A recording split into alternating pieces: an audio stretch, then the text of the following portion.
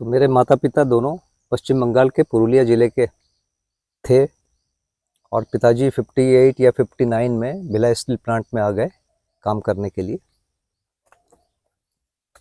उन दिनों Bhilai steel plant एक नया चीज़ भारत में पैदा हो रहा था। वो 1955 में ही बन गया था, तो एक नया प्रकार का शहर जैसा बस रहा था। तो पिताजी बाद में नंदिनी माइंस में काम करने लगे और मेरा जन्म 1965 में मई में हुआ और फिर 1969 से हम लोग, जब मेरे बड़े भाई स्कूल में एडमिशन ले लिए, तो हमारा पूरा परिवार, हमारे भाई सब, हम लोग सब एक साथ, माता पिता और भाई सब एक साथ रहने लगे। और वो एक ऐसा वातावरण था कि वहाँ पर अलग अलग धर्मों के, अलग अलग भाषा के, अलग अलग जाति के लोग रहते थे। और हम सब लोग, जैसे हमारे घर में बांग्ला बोलते थे, मेरे पड़ोस में तेलुगु बोलते थे, इस पड़ोस में मलयाली बोलते थे, उस पड़ोस में इलाहाबाद के लोग थे, मेरे सबसे अच्छे मित्र मराठी थे। तो भारत के सभी भाषा, धर्म, जाति वाति सब चीज़ों से हमको एक प्रकार से मिलने का मौका मिला। और उस समय नया नया जो ट्रेड यूनियन वाला जो आंदोलन वाला काम होता था, तो हम जहाँ रहते थे उस मोहल्ले में सारे ट्रेड यूनियन के लोग रहते थे। 3 या 4 ट्रेड यूनियन थे। उनके बच्चों के साथ हम खेलते थे, उन नेताओं के घर में जाते थे, पानी पीते थे, कभी नाश्ता करते थे, कभी खेलते थे उनके साथ। तो हम उसी पले बढ़े, इसमें बड़े हुए। तो हमको मोटा मोटी सब दुनिया एक है, सब मनुष्य समान हो, ये वाला भाव थ्योरी के रूप में या चर्चा के रूप में बार बार सुनाई पड़ता था जी। इसके बाद कॉलेज चले गए 82 में, 11वीं करने के बाद मैं कॉलेज चला गया। रायपुर में एक इंजीनियरिंग कॉलेज था, उसका नाम उस समय GCET था, government college of engineering and technology, जो आज NIT है, जो आज NIT कहलाता है।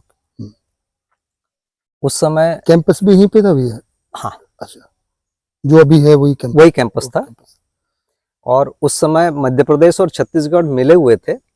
और उस समय एक REC नाम का चीज हुआ था, जिसको आज NIT कहते हैं, रीजनल इंजीनियरिंग कॉलेज होता था। तो उस समय ये भोपाल में था, MSCT भोपाल, मौलाना आजाद नाम था उसका। और माइनिंग, मेटलर्जी और केमिकल, इन तीनों ब्रांच के लिए रीजनल कॉलेज रायपुर ही था, क्योंकि मध्य प्रदेश में एक ही जगह माइनिंग, मेटलर्जी और केमिकल थे, वो यहीं थे। तो जो बाहर के जो स्टूडेंट हैं वहीं आते थे। मैंने बाद में माइनिंग ले लिया और पढ़ा। तो घर में माता आस्थावादी थी, पिता भौतिकवादी थे, और हमको कुछ भी पता नहीं हम क्या थे। जो समाज में होता था वो करते थे। कॉलेज में जाने के बाद, हाँ, कॉलेज में जाने के बाद कई प्रकार के ऐसे मित्र मिले जो कांग्रेस की विचारधारा के बहुत समर्थक थे और उसके बारे में पता था। कुछ लोग मार्क्स के विचारधारा के समर्थक थे, उनको पता था। तो बहुत सारे वेस्टर्न फिलोसोफर को पढ़े लिखे सुने लोगों के साथ चर्चा होती थी। कभी कभी हम भी कोई 2-4 पेज पलट लेते थे। ऐसा करते करते एक दिन ऐसा लगा कि ये वेस्टर्न फिलोसोफर के जिसके मन में जो आ रहा है, एक वाक्य पकड़ लिया इन्होंने, बोला। उस समय तो हमको समझ थी नहीं, 18, 19, 20 साल के थे। तो ऐसा लगा कि एक बार भारतीय दर्शनों को भी पढ़ना चाहिए। तो उस पर भी सबको कुछ कुछ पता रहता ही है, अपने घर से जो सुने होते हैं। तो लोग बोलते भी थे और पढ़ते भी थे और बोलते थे, तो सब उसी आयु के थे, तो कुछ गहराई तो थी नहीं, पुस्तकें पढ़ के बोलना था। फिर भी कुछ निष्कर्ष हम उस समय बनाए। पर एक बड़ा निष्कर्ष हुआ कि ये जो भारतीय दर्शनों को व्यक्ति अकेले नहीं समझ सकता, कोई ना कोई व्यक्ति चाहिए जिसको गुरु कहते हैं, या इस रास्ते में आगे चला हुआ कोई व्यक्ति चाहिए, उनके सानिध्य में ही पढ़ना होगा। और उसी समय ऐसा आ गया कि फिर गुरु कौन होगा। हल्का फुल्का विचार था, बहुत पक्का विचार नहीं था, लेकिन क्या कोई गुरु होता है, कौन होगा, तो बात होती थी, भूल भी जाते थे। इस पूरी प्रक्रिया में एक ऐसा लग गया कि मुझे अपने अंदर एक प्रकार से विरोधाभास दिखाई पड़ा। जो मैंने पढ़ा लिखा सुना और सोचा था, उस पर बहुत ज़्यादा अंतर्विरोध देखा। एक ही व्यक्ति के बारे में मेरे पास 10 अच्छाई जमा थी और उसी व्यक्ति के बारे में 2-4 कमियां भी दिखती थी जितने भी महापुरुषों को सुनता था, और मैं अपना कोई आदर्श बना पाऊं ऐसी स्थिति बन नहीं रही थी। तो मैं पूरी तरह से एक प्रकार से निराशाजनक स्थिति में पहुंच गया था। आदर्श बनाना है ऐसा मेरे मन में क्यों आया मुझे नहीं पता, पर मेरे ऊपर प्रभाव पड़ा। अपने किए हुए जो सोचे हुए व्यवहारिक जो काम है जिनके प्रति मैं बहुत सम्मान रखता था वो लोग मेरे प्रति वैसा नहीं रखते होंगे, या मैं जिनको पहले अच्छा मानता था वो मुझे बदले हुए दिखने लगे। अपने बारे में भी मेरी जो मान्यताएं थी वो समय के साथ बदलती गई, तो वो भी एक विरोधाभास का बहुत बड़ा कारण था। तो जब मैं बाबा जी से मिला, मैं उस समय लगभग 25 वर्ष का था, अक्टूबर 90 में मिला होऊंगा या नवंबर 90 में मिला होऊंगा, मुझे याद नहीं है। राजन महाराज के घर में ही मिला। अच्छा। और मिलना भी बड़ा संयोग हुआ। राजन महाराज जिससे मैं 1988 से मिलता जुलता रहा, हमारे परिवार में पिताजी या हमारे बड़े भाई ये लोग सब उनसे मिलते थे। नंदिनी के वो बहुत फेमस व्यक्ति थे और लोग उनसे कई प्रकार के मार्गदर्शन लेने आते थे। तो एक दिन मैं भी चला गया था राजन महाराज जी के साथ। हाँ। तो राजन महाराज जी ने बहुत सारे संतों के बारे में बताया, बहुत सारे आध्यात्मिक अनुभव उन्होंने बताए। उन्होंने बाबा जी के बारे में भी बार बार बहुत सारी चीजें बोली। ऐसी कोई बात जो राजन महाराज जी ने बोली और आप उससे प्रभावित हुए कि हाँ इनसे मिलना चाहिए? मिलना चाहिए तक तो मैं नहीं सोच पाया, क्योंकि वो पहले काली की उपासना पहले से करते थे। फिर उन्होंने शांति कुंज हरिद्वार श्री राम शर्मा जी से वो जुड़ गए और उसके बाद फिर वो बाबा जी से भी जुड़ने लगे। तो ऐसा लगा ये बहुत सारे बड़े बड़े संतों से ये जुड़े हुए हैं अच्छे से। ओके जी। तो उनका एक अच्छा ही था। और वो बोलते भी ऐसे किसी एक का समर्थन नहीं करते थे, सबके बारे में बोलते थे, सब अच्छे हैं ऐसा ही बोलते थे, कभी किसी की उन्होंने खराब चीजें नहीं बोली। पर बाबा जी के बारे में एक बात बार बार बोलते थे कि इनको विज्ञान भी पता है और उनको धर्म भी पता है, इनको सत्य भी पता है। अच्छा, ये वाली बात आपको ये मुझे बहुत ज्यादा अपील की, क्योंकि मेरे को उन दिनों ऐसा लगता था कि विज्ञान को जो पता है और धर्म को जो पता है, दोनों में जमीन आसमान का अंतर है। विज्ञान जिसको सही मानता है, धर्म उसको सही नहीं मानता, या धर्म या अध्यात्म जिसको सही मानता है, विज्ञान उसको मानता ही नहीं, जैसे ईश्वर है, आत्मा है, सब चीज। तो मैं सोचता था कि ऐसा तो हो सकता नहीं है, एक आदमी दोनों कैसे जानेगा। हो सकता है किसी बड़े साधु ने राजन महाराज जी को कुछ ऐसा बोला है कि मैं जानता हूं, उन्होंने मान लिया। ओके। बिना कोई परीक्षण के, ऐसा मेरा उन दिनों मानता था। तो बाबा जी से मिलने से पहले ऐसा आपने सोचा कि भाई इनको ये जानते हैं कि नहीं जानते, इसको देखना है? नहीं, वो भी नहीं सोचा था। अच्छा। उनसे मिलने का मेरे मन में कभी कोई प्रोग्राम ही नहीं था। अच्छा अच्छा। मैं राजन महाराज से बीच बीच में मिलता था। हाँ हाँ। और उनसे प्रश्न भी पूछता था। बहुत सारी मेरी जिज्ञासाएं थी। हाँ हाँ। अध्यात्म के बारे में, समाज के बारे में, दर्शन के बारे में, जो मेरे अपने कंट्राडिक्शन थे, मैं उनको पूछता रहता था। जी जी। वो बाबा जी के बारे में भी बोलते थे, मैं बाबा जी के बारे में ज्यादा कभी पूछा नहीं, मुझे ऐसा याद नहीं आता। अच्छा। वो बाबा जी के बहुत सारे चमत्कार भी बताते थे। अच्छा अच्छा। और उनकी बिटिया कल्याणी बहन, वो मेरे आयु की ही है। उन दिनों वो घनघोर साधना कर रही थी और कहती थी कि बाबा जी के मार्गदर्शन में कर रही हैं। अच्छा। तो ये सब आपको बाबा जी से मिलने से पहले की बात जी। और बाबा जी ने एक बार वो बाबा जी के पास गई, बोली कि मैं एक लंबा साधना करना चाहती हूँ 12 वर्ष का, तो आपकी अनुमति चाहिए। तो बाबा जी ने उन्हें बोला कि मैं कल ब्रह्म मुहूर्त में कुछ सोच के बताऊंगा। तो अगले दिन उन्होंने बोला कि तुमको कोई बाधा नहीं है, तुम करो। तो वो बाबा जी के मार्गदर्शन में साधना कर रही थी। उन दिनों वो केवल एक टाइम भोजन कर रही थी और वो भी सब्जी खाती थी केवल। अच्छा। और दिन भर वो अपना यज्ञ करती थी और उनके जप और कुछ कार्यक्रम थे वो करती थी जी। चूंकि मैं जैसे बैकग्राउंड से आया था, मुझे ये सब जप और हवन, ये सब एक प्रकार से मुझे ऐसा लगता था कि ये फिजिकल लेबर है, इससे कुछ मिलता नहीं है, ऐसी मेरी मान्यता थी। जी जी बिल्कुल। लेकिन चूंकि वो अच्छे लोग थे, हमसे बहुत अच्छे से हमारे साथ स्नेह था, तो मेरा भी उनके प्रति बड़ा स्नेह और सम्मान था, पूरे परिवार के प्रति। मतलब मत में भिन्नता होते हुए भी व्यवहारिक रूप से भी और श्रेष्ठता को मानने में कोई कमी नहीं थी। जी राजन महाराज के बारे में भी, उनके पिताजी से भी मिला, उनके बारे में भी मेरे बहुत हाई ओपिनियन बने थे उस समय। कल्याणी बहन के बारे में भी वैसे ही हाई ओपिनियन बने थे, जी जो समाज में दूसरे लोगों में नहीं देख पाता था मैं। बिल्कुल। पूरे परिवार के बारे में 3 पीढ़ी में ऐसा दिखना माने मेरे लिए आश्चर्य था। तो इस पूर्व बातचीत के या सुन के बाबा जी के बारे में, तब आप एक बार राजन महाराज जी से के साथ में बाबा जी से मिलने गए? नहीं, ऐसा भी अभी तक नहीं? एक दिन अचानक मेरे मन में क्या आया, हाँ, कि मैं राजन महाराज के घर पहुंच गया। ओके। जनरली मिलने का जो समय होता था, सुबह में कभी भी जाता था तो 10 बजे के आसपास जाता था, 1-1.5 घंटा कभी बैठता था, या शाम को 4-5 बजे जाते थे, 1-2 घंटा बैठते थे, चले आते थे। जी। सामान्य रूप से 12 बजे 1 बजे खाने का समय होता है, तो उस समय किसी यहाँ नहीं जाते हैं। जो हमारे घर का एक परिपाटी थी, रिवाज था, उसको हम करते थे। पर पता नहीं कैसे उस दिन मैं अचानक पहुंच गया। ओके। तो देखा कि सामने के एक कमरे में काफी भीड़ है, कई लोग बैठे हुए हैं, बैठने की जगह नहीं है, और कोई एक थोड़े से वृद्ध लेकिन अच्छे सशक्त एक व्यक्ति एक तख्त पर बैठकर कुछ बोल रहे हैं। अच्छा। और वो जो बोल रहे हैं काफी हाई स्पीड से बोल रहे हैं। उनके बोलने के से कुछ लोगों को समझ में आ रहा है, मुझे ऐसा नहीं लगा। ऐसा मुझे लगा किसी को कुछ समझ में नहीं आ रहा है। इतनी भीड़ थी, इतना खचाखच कमरा भरा था कि मेरे को बाहर ही, सीढ़ी के बाहर नीचे जो एकदम जमीन है, मिट्टी है, उसमें लोगों ने बैठने के लिए बोल दिया। मैं बैठ भी गया। थोड़ी देर में सुरेश चंद्रकर भैया हैं, हमारे मित्र थे, बाबा जी से मिलते थे, उन्होंने मुझे देखा और उन्होंने मुझे अंदर बुला लिया। मुझे अंदर जगह मिल गई जी। लगभग घंटा भर कुछ ऐसे ही बाबा जी का प्रवचन हुआ होगा। और पहली बार मेरे को ऐसा लगा कि मैं कुछ समझना चाहता हूं और मुझे समझ में नहीं आ रहा है। इन सारे शब्दों को मैं सुना हुआ था, कभी कभी चर्चा में बोलता भी था,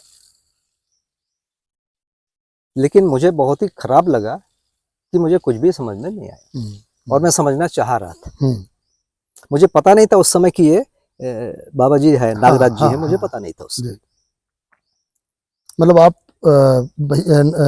राजन महाराज जी के यहाँ गए और वहीं पे ये सब हुआ। हाँ, और जो राजन महाराज जी जिनके बारे में बातचीत करते हैं, वो आप ये नहीं समझे या नहीं जानते थे कि जो व्यक्ति बात कर रहे हैं उस समय तक? हाँ, मैं कोरिलेट नहीं कर पाया था क्या ये वही है, यही व्यक्ति। ओके। गया, घुस गया, लोगों ने बोला बैठ जाओ, तो अंदर जाके बैठ गया। अंदर भीड़ है, आप जा नहीं सकते।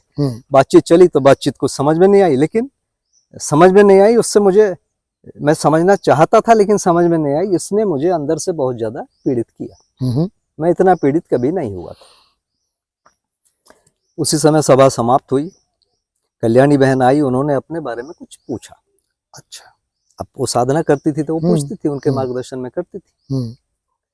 तो बाबा जी ने जो बोला वो मुझे पहला वाक्य समझ में आया। अच्छा। उन्होंने बोला कि देखो, बहुत सरल है अनुभव, स्वयं पर विश्वास करो, साधना विधि लक्ष्य पर विश्वास करो, इन दोनों को जोड़ने वाली जो साधना विधि है उस पर विश्वास। ये तीनों विश्वास जिस क्षण हो जाता है उसी क्षण अनुभव हो जाता है। तो बेटा, तुम इतना ज्यादा, तुम लक्ष्य पर विश्वास है तभी तो साधना कर रही हो। तो साधना पर भी तुम्हारी निष्ठा है, लक्ष्य पर भी विश्वास है, स्वयं पर विश्वास कर लो। स्वयं पर विश्वास करने से ये हो जाएगा। बहुत बढ़िया। हाँ, उसके लिए एक जीवन विद्या का शिविर कर। अच्छा। उन्होंने बोला, जीवन विद्या नाम मैंने सुना, ये 1990। उसके बाद उनकी बातचीत, मेरे को ये तर्क अच्छा लगा, समझ में भी जो सब मुझे लगता है आया। सभा विसर्जन हो गई, लोग भोजन के लिए जाने लगे, तो मैं दरवाजे में जाकर ऐसे करके, जो दरवाजे को रोक के मैं खड़ा हो गया कि रास्ता बंद कर दिया, ताकि मेरे से बात किए बगैर आप जा नहीं सकते। थोड़ा सा ज्यादा मैं शायद अंदर से ज्यादा पीड़ित हो गया था। तो सामने आए तो मैंने उनकी आंखों में देखकर पूछा। ये 1991 की बात है? 90 की बात है। 90 की बात। 1990 नवंबर या अक्टूबर, डेट मुझे, महीना मुझे याद नहीं। कोई बात। तो जब वो सामने आए तो मैंने उनकी आंखों में देखा और पूछा कि स्वयं पर विश्वास कैसे करें। जब पूछना शुरू किया तो मुझे ऐसा लगा मैं ठीक चीज नहीं पूछ रहा हूँ। अच्छा। अच्छा। जो स्वयं पर विश्वास नहीं करता वो मनुष्य थोड़ी, उसकी तो कोई हैसियत ही नहीं। तो उस पूछते समय मुझे इतनी ग्लानि, अपमान, पता नहीं क्या क्या सब नेगेटिव चीजें लगने लगी। ऐसा लगा कि मैं चक्कर खा के गिर जाऊंगा। फिर भी मैंने वाक्य तो पूरा किया। इसी बीच बाबा जी ने मेरे कंधे पे हाथ रखा और ऐसा लगा कि वो सहारा लेके खड़े हो रहे। वास्तव में मेरे को ही उन्होंने सहारा दिया, नहीं तो मैं शायद गिर भी जाता। उन्होंने एक लाइन बोला कि एक शिविर लगाएंगे, उसमें बताएंगे। अच्छा। बोलने के बाद वो चलने लगे। तो चलने लगे तो मैंने रास्ता दिया, वो बाहर निकल गए, मैं उनके पीछे पीछे 4-8 कदम चला। इस बीच मुझे ऐसा लगा कि उनको जो बोलना है वो बोल दिया उन्होंने। अब इनसे कोई उत्तर नहीं मिलना है। लंच हो गया, मैं भी घर चला गया। लेकिन अब एक चीज मुझे लगा कि इनके पास जो कॉन्फिडेंस है वो मेरे पास नहीं, वो मुझे चाहिए। वो कमरे से बाहर निकलते निकलते मेरे अंदर ये बैठ गया कि ये कॉन्फिडेंस मेरे पास नहीं है, ये मेरे को चाहिए बस। तो ये घटना हो गई। उसके बाद लंच के बाद फिर से मिले। वैसे कुछ वो बोले, मुझे कुछ भी समझ में नहीं आया, मुझे लगता है किसी को भी नहीं आया। तो फिर आखिरी में विदाई की प्रक्रिया होती है, लोग प्रणाम करते हैं, फूल चढ़ाते हैं, नारियल चढ़ाते हैं, कोई कुछ करते हैं। हम तो फूल नारियल कभी चढ़ाते थे नहीं जी, लेकिन प्रणाम जरूर किया। और प्रणाम करते समय फिर मैंने एक प्रकार से आरोप लगाया। अच्छा। कि महाराज जी, उन दिनों महाराज जी बोलते थे उनको सब, तो मैं भी महाराज जी बोला। महाराज जी, आपने मेरे प्रश्न का उत्तर नहीं दिया। तो उन्होंने बोला, बताया तो है कि एक शिविर लगाएंगे। उसी समय उन्होंने राजन महाराज जी को बुलाया, मुखिया, बताओ कब शिविर लगाओगे। और उसी समय उन्होंने शिविर का डेट तय कर दिया। क्या बात है। तो ये था जनवरी 21, 22, 23 और 24। मैं बहुत आश्चर्य में पड़ गया कि मेरे को इतना भाव कैसे मिल गया। मेरे को तो कुछ भी समझ में नहीं आ रहा है। और फिर मैं जिस ढंग से खड़ा होकर पूछा, वो कोई बहुत बढ़िया विधि तो नहीं मानी जाएगी, कोई सभ्यता, शिष्टता, कुछ अच्छे में तो नहीं माना जाएगा। भाषा ठीक है, अच्छी थी, भाषा में कोई ये नहीं था, लेकिन जो बॉडी लैंग्वेज में एक प्रकार से परेशानी तो थी ही। तो ये पहली मुलाकात इतनी ही बड़ी है, पर उसका बहुत भारी इम्पैक्ट हुआ। तो आप फिर उसके बाद वो शिविर अटेंड किया आपने? हाँ, उसके बाद फिर मैं जनवरी 21, 22, 23, 24 में शिविर अटेंड किया। ये कहाँ पे हुआ था? ये नंदिनी में हुआ, उसी कमरे में हुआ। उसी कमरे में, ओके। और मैं शिविर में थोड़ा लेट पहुंचा, शाम को 6 बजे पहुंचा मैं। अच्छा। या थोड़ा और पहले, 5:30 बजे। ये जनवरी था तो एक प्रकार से अंधेरा का समय हो गया था। शिविर का शिविर पता नहीं सुबह से कभी शुरू हो गया था। ओके। मेरे मन में था कि जाना है, मेरे को उस दिन कहीं जाना ही था, तो मैं चला गया था। और रात को जब शिविर का समापन हुआ, 8:30-9 बज रहा होगा या थोड़ा सा और ज्यादा, समापन नहीं हुआ था, मैंने बोला कि अब मुझे जाना है। संयोग से उस समय मेरे माता पिता घर में नहीं थे, गांव गए थे शायद। और हमारे 2 भाई थे छोटे, हालांकि इतने छोटे भी नहीं थे, लेकिन रात का खाना साथ में खा लेंगे, देर से क्यों जाऊं करके वहाँ मैं जाना चाह रहा था। तो मैंने उनको कहा कि अब मैं घर जाना चाहता हूँ। उन्होंने कहा ठीक है, विश्राम करो। उन्होंने एक बात कही जो मेरे को अभी भी आश्चर्य मुझे लगता है। उन्होंने कहा कि तुम्हारे अंदर शीर्ष कोटि की भक्ति है। अच्छा, बाबा जी ने कहा। हाँ। उस शाम को भी मुझे कुछ भी समझ में नहीं आया, है ना। मैं ही अकेला था जो प्रश्न पूछ रहा था, और उनकी बातों से सहमत नहीं था। मैं एक प्रकार से काट भी रहा था, जो हम स्कूल कॉलेजों में जो सीखे थे वही रवैया था हमारा। पर उससे वो निराश नहीं हुए, नाराज नहीं हुए, बल्कि उन्होंने मुझे ऐसा बोल दिया। तो मेरे लिए पता नहीं वो कैसा रहा, कि बड़ा आश्चर्य हुआ। तो अगले दिन मैं फूल लेके गया। पहले मैं कभी किसी के लिए फूल लेके, कभी किसी के लिए। अगले दिन कितने बजे गए आप? मैं सुबह, मेरे ख्याल से 5:45 बजे गया। अच्छा, सुबह सुबह चले गए। ओके। उस समय शिविर का स्टाइल था कि पहला आदमी जग गया तो शिविर स्टार्ट, आखिरी व्यक्ति सो गया तो शिविर समाप्त। बाबा जी का वो शैली था, और बहुत स्पीड से बोलते थे। लोगों को समझ में आ रहा है नहीं जा रहा है पता नहीं। तो 5:45 बजे गया, फूल लेके गया। फूल भी कौन से लेके गया? रजनीगंधा के फूल ले गया। अच्छा। मेरे घर में रजनीगंधा खिला था, मैं ही लगाया था। और क्या होता है कि उस समय कोई वैसा स्टाइल से लेके नहीं गया। एक कागज की एक लपेटी पुंगी बनाया, उसके अंदर फूल को लेके गया, बाबा जी को दिया मैंने। तो पहली बार मैंने किसी को जिंदगी में फूल दिया, जी। या सोचा भी नहीं था पहले दूंगा। उसके बाद वैसे ही 21 बीत गया, 22 बीत गया, 23 बीत गया, 24 में अचानक शिविर समाप्त हो गया, अच्छा। बिना कोई सूचना के। तो ऐसा लगा कि मैं 21, 22, 23 रात सोया ही नहीं, अच्छा। ऐसा लगता है।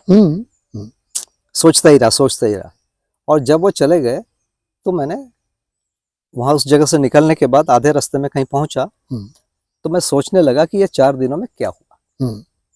सामान्य में मेरी एक आदत थी कि लगभग रोज रात को मैं सोचता था सोते समय कि दिन कैसा बीता, क्या पाया, क्या खोया, क्या मुझे करना था, क्या मैंने नहीं किया। इससे कुछ अच्छा करता था तो खुश होता था, नहीं तो दुखी होता था। ये मेरी पता नहीं कब से आदत लग गई थी, मुझे बचपन से ही आदत है ना, स्कूल से ही। ये 4 दिन चूंकि सोया ही नहीं, इसलिए मैं पता ही नहीं कर पाया। तो उस समय सोचा तो मुझे अचानक ऐसा लगा कि मैं सब भूल गया। कोई ऐसी प्रमुख बात जो शिविर में हुई हो और जो आपको आज भी लगता है, ऐसा कुछ याद रहा कि बाबा जी ने क्या बात पे ध्यान दिलाया या क्या कहा? मेरे को फाइनली क्या लगा कि मेरे पास जो बहुत सारी चीजें थी, तर्क और याद और स्मरण की चीजें, उसमें से चीजें जुड़ नहीं पा रही थी। अच्छा। बहुत सारी चीजें जुड़ गई, और जो चीजें जुड़ी नहीं एक प्रकार से उस समय मेरे स्मृति से हट गई, ऐसा मुझे लगा। मेरी जिंदगी की घटनाएं भी और जो पढ़ा लिखा सुना सोचा था वो भी। अच्छा। तो जो जुड़ गई तो मुझे ऐसा लगा कि जैसे इकोनॉमिक्स और सोशल साइंस और हिस्ट्री और ये सारी चीज एक जगह जुड़ी हुई। पहले मुझे ऐसा नहीं लगता था। उस दिन ऐसा लगा। साथ में ये भी लगा कि मेरा बोझा जो है, वो जो मैं अंतर्द्वंद से परेशान था, वो शायद 1-2% में आ गया होगा। अच्छा, काफी कम हो गया, मतलब बहुत कम हो गया। और ऐसा भी एक लगा कि जो लोगों के प्रति मेरा जैसा जुड़ाव था, उसमें मेजर परिवर्तन हो गया। जुड़ाव तो मेरी ओर से होता है, मानने से होता है। उसमें क्या बदलाव हुआ मैं उस समय समझ नहीं पाया, पर जैसे मान लीजिए किसी के प्रति मेरा बहुत आकर्षण है ना, जैसे छोटे भाई हैं, बड़े भाई हैं, माता पिता हैं, मित्र हैं, जिनको सामान्य रूप में मोह बोल देते हैं। मोह बोलते हैं। मेरे को ऐसा लगा कि मैं उसमें से वो आकर्षण बहुत कम हो गया। अच्छा। तो पहले शिविर का ये फल, पहली मुलाकात का ये फल। उसके बाद अगली मुलाकात, फिर जैसे वो शिविर पूरा हो गया और आपको ये भाव बना कि भाई मेरे पुराना तो निकल गया, या हिस्ट्री, ज्योग्राफी या साइंस इस सब में जुड़ाव है, अगला कदम, अगला भाव, अगला विचार क्या किया आपने, या क्या स्टेप लिया फिर? अगला जो हुआ, मुझे ये पता चला कि बाबा जी बीमार है। ये राजन महाराज की यहीं पता चला, उनके यहाँ कभी गया होऊंगा। ये कब की बात है? जैसे जनवरी 91 में, मई के आसपास। हो सकता है अप्रैल भी हो सकता है ना, पर मई होना चाहिए जहां तक याद आता है। उस बीच में कोई बाबा जी से बातचीत, मुलाकात? कुछ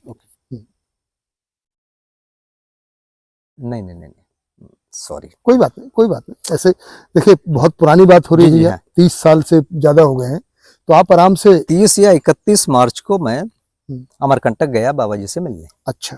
30 मार्च 91 है या 31 मार्च 91 जी। मुझे ये पता था कि बाबा जी दोनों नवरात्रि में वहीं रहते हैं, बाकी समय इधर उधर जाते हैं। तो गुरु पूर्णिमा, दोनों नवरात्रि और मकर संक्रांति 14 जनवरी में बाबा जी वहीं रहते हैं जी। तो मैंने सोचा कि जाके मिलता हूँ। मैं बिलासपुर पहुंचा। बिलासपुर में मुझे पता नहीं था कि बिलासपुर से अमरकंटक कितना दूर है, कितना समय लगता है। फिर भी मैंने पहुंचा तो करीब शाम को 5 बजे करीब पहुंच गया। अकेले गया था, और वहां मुझे उस समय ठंड लगने लगी। अच्छा। अमरकंटक इतना ठंडा था। तो दरवाजा खटखटाया, तो अम्बा दीदी ने खोला होगा शायद। हाँ, अम्बा दीदी ने खोला तो उन्होंने पूछा, तो मैंने बोला कि कुछ बाबा जी से मिलना है, महाराज जी से मिलना है, आ जाओ। दीदी ने पिताजी को बोला कि कोई पुस्तक पर चर्चा करने आए। अच्छा। ये भाषा बोला, वो दीदी अंदर चली गई। मैं थोड़ा दूर में बैठ गया। वो तो उन्होंने मुझे पास बुला लिया, बोले पास आ जाओगे तो थोड़ा हमको धीरे बोलना पड़ेगा। मैं संकोच कर रहा था पास आने में। हाँ। फिर दीदी ने शायद चाय ला के दिया, चाय भी पिया, कुछ पूछा, रात को वहीं रुक गया। तो जहाँ बाबा जी रुके थे बाजू में उन्होंने एक खटिया बिछाया, किसी को बोला तो बिछा दिया, और उन्होंने ये तो वही नर्मदा मंदिर के सामने जो नर्मदा घर है, मंदिर के बिल्कुल सामने बिल्कुल वाली सामने जो घर है वहीं की बात है, हाँ वहाँ रुक गया, क्योंकि उस समय तो वही घर था। जी खाना वाना भी खाया जी। और रात को कोई दरवाजा खटखटाया थोड़ी देर के बाद, हम्म, और वो बाबा जी से कंबल वगैरह मांगा। हम्म, तो बाबा जी ने बोला यहाँ नहीं मिलता है, उसके लिए कोई एक जगह बताया वहाँ मिलता है, वहाँ चले जाओ। हम्म, मैं सोचने लगा हम्म, कि साधु तो सबको समान दृष्टि से देखते हैं, हम्म, तो मेरे को अलग दृष्टि से क्यों देख रहे हैं? मैं हाँ, कौन सा इनका हाँ, रिश्तेदार हूँ या कुछ हूँ, हाँ, है ना?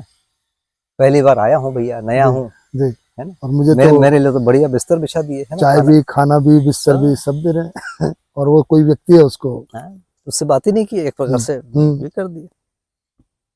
जो सामान्य महात्माओं के बारे में, साधुओं के बारे में कल्प वो विचार है, उसके भिन्न आचरण उससे दिखाई भिन्न दिया, आचरण पहले ही दिन दिखाई दिखाई दिया। दिया। आपको क्या करना हम्म। है ना? फिर मैं शायद दूसरे दिन पूरा रुका होऊंगा, मुझे याद नहीं आ रहा है।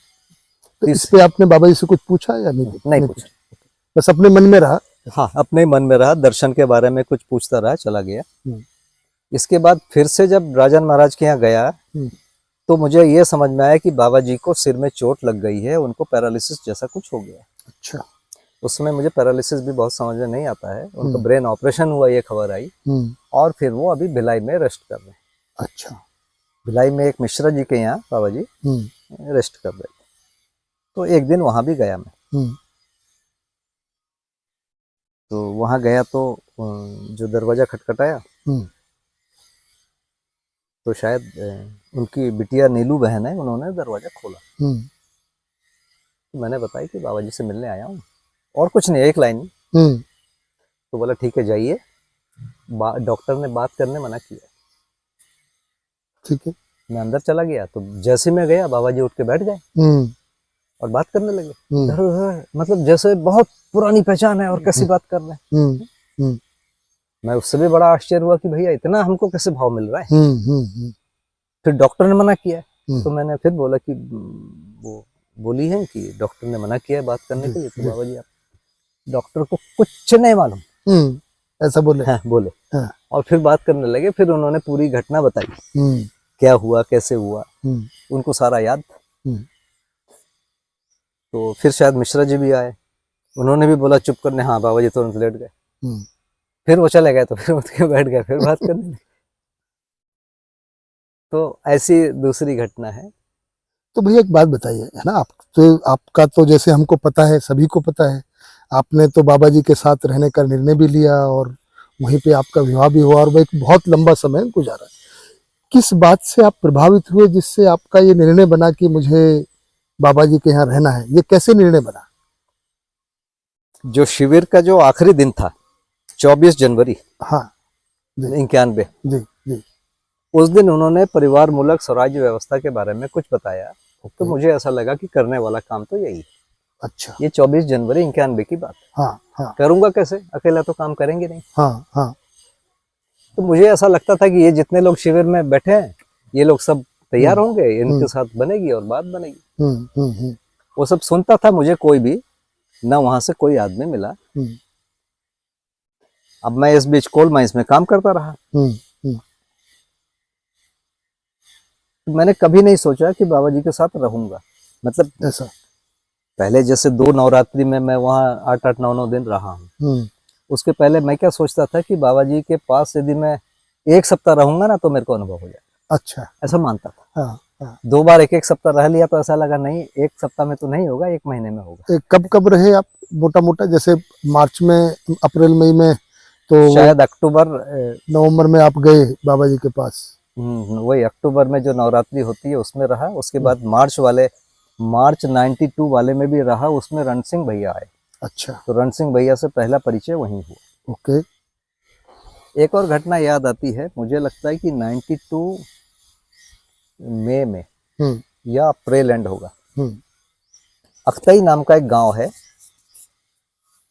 अमालोरी के पास, ये दुर्ग जिले में। सुरेश चंद्रकर जी का मैंने नाम लिया था, उनका ही गांव है। उनका गांव है, ओके। उनके गांव में परिवार मूलक स्वराज व्यवस्था का प्रयोग करने के लिए गए थे।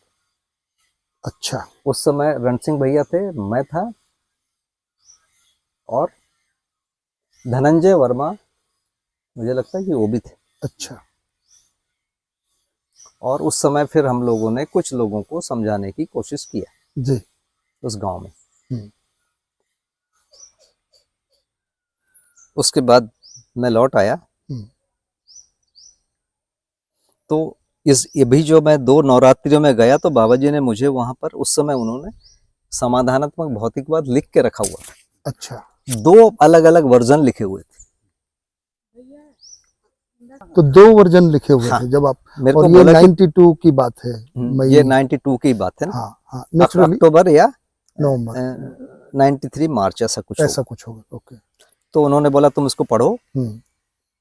और पढ़ने के बाद बताओ दोनों में से किसी एक को छपाना है तो किसको छपाना है। अच्छा। लगभग सब में टॉपिक वही थे, लिखने का ढंग भर अलग था। ओके। मुझे लगता है कि पहली वाली मिसप्लेस हो गई होगी, फिर दोबारा उसको लिखाया गया होगा। ओके। मैंने पूछा नहीं हिस्ट्री। हम्म।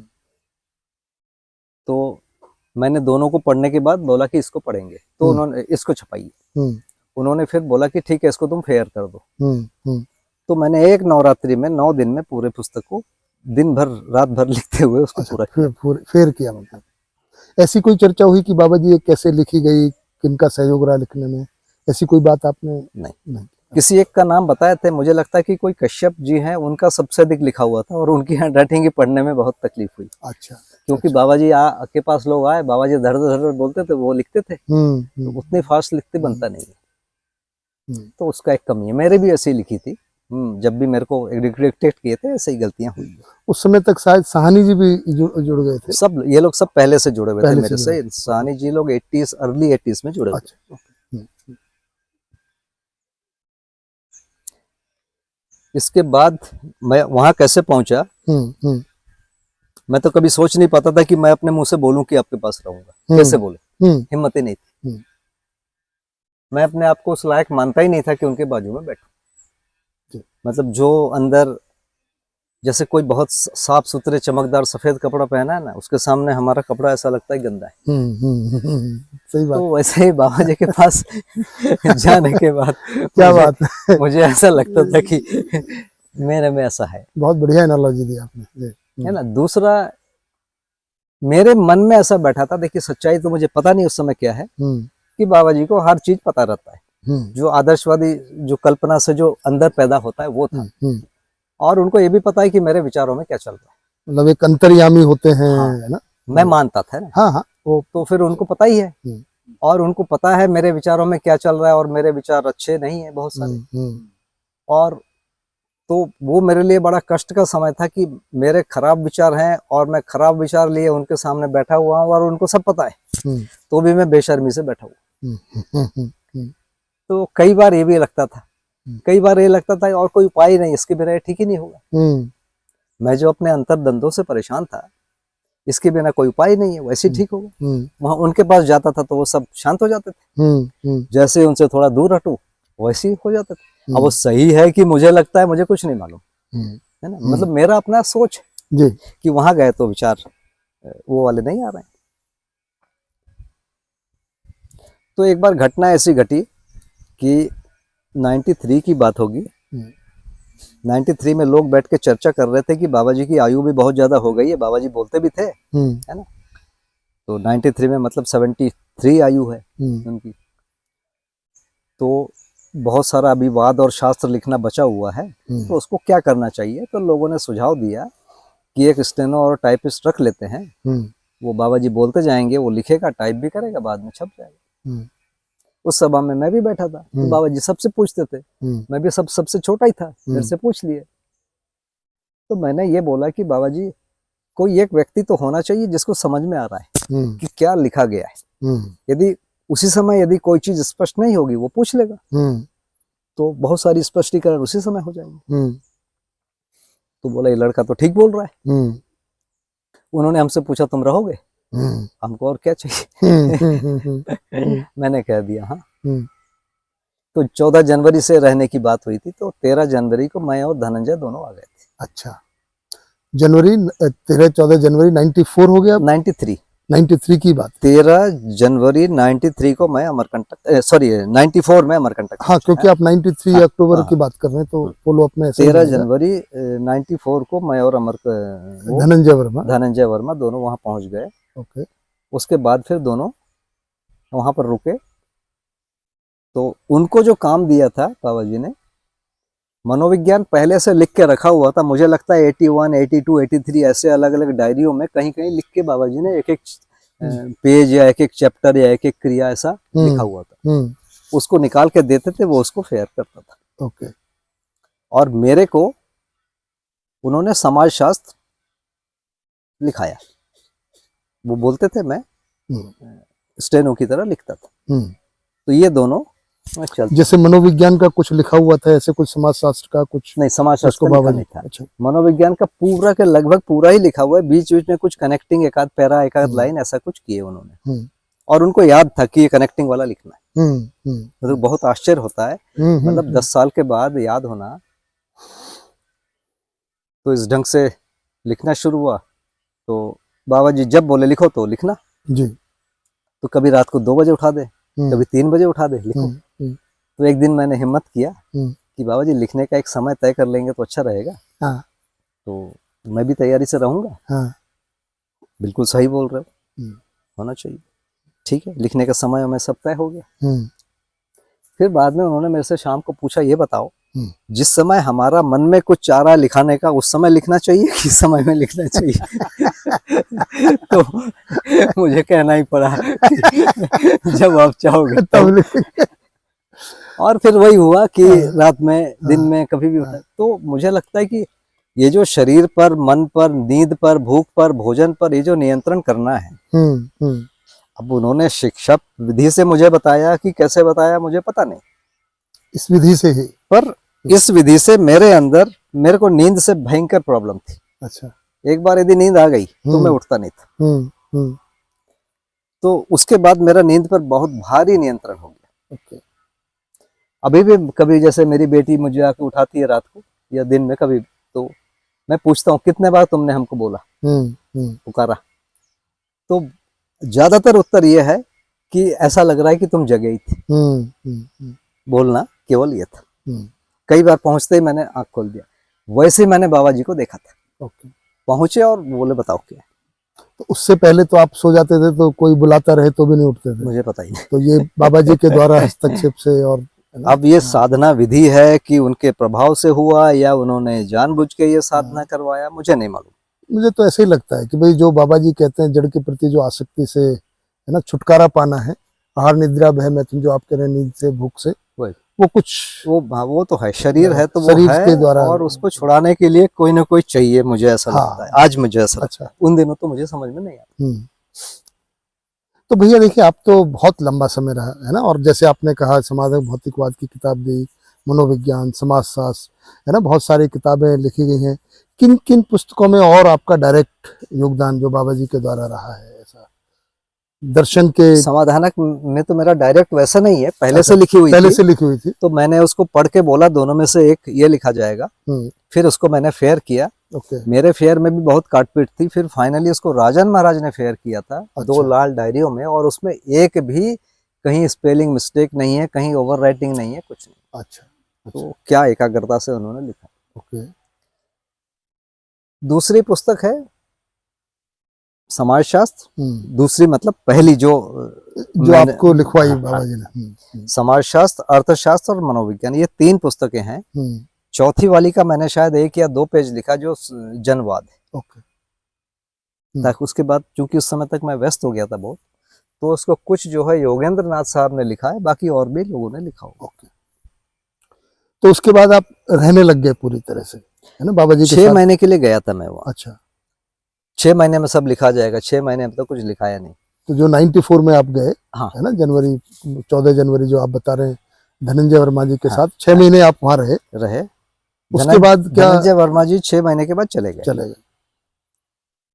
आपका क्या रहा फिर आगे? मैं फिर और 6 महीना रुका। अच्छा। मैंने कहा कि मैं बाबा जी 6 महीना और रहना चाहता हूँ। ठीक, कुछ और लिखे। उसके बाद फिर 14 जनवरी को मैंने बोला 95 आ गया फिर। हाँ 6 महीने और रुकना चाहता हूँ। तो 95 में घटना घटी, हम्म, बाबा जी का जो पैर के नीचे, घुटने के नीचे सुन्न हो जाता था, अच्छा। क्योंकि पैर मोड़ के लंबे समय साधना किए थे हाँ, उसके कारण। तो उनके मन में आया या लोगों ने बोला कि एक चिकित्सा करा लेते। तो सिंहपुर नाम का एक गांव है सतना जिले में, उसके पास एक डडिया नाम का गांव है, पड़ता तो है वो पन्ना क्षेत्र में जहाँ हीरे निकलते हैं। अच्छा। तो वहां पर अवधेश भाई साहब का घर था। तो आयुर्वेद में एक ऐसी विधि है, पर्णकुटी विधि बनाते हैं, पत्तों का एक कुटिया बनाते हैं। तो उनके छोटे भाई अरुण भाई ने एक शानदार कुटिया बनाया, वहां बाबा जी चिकित्सा के लिए गए।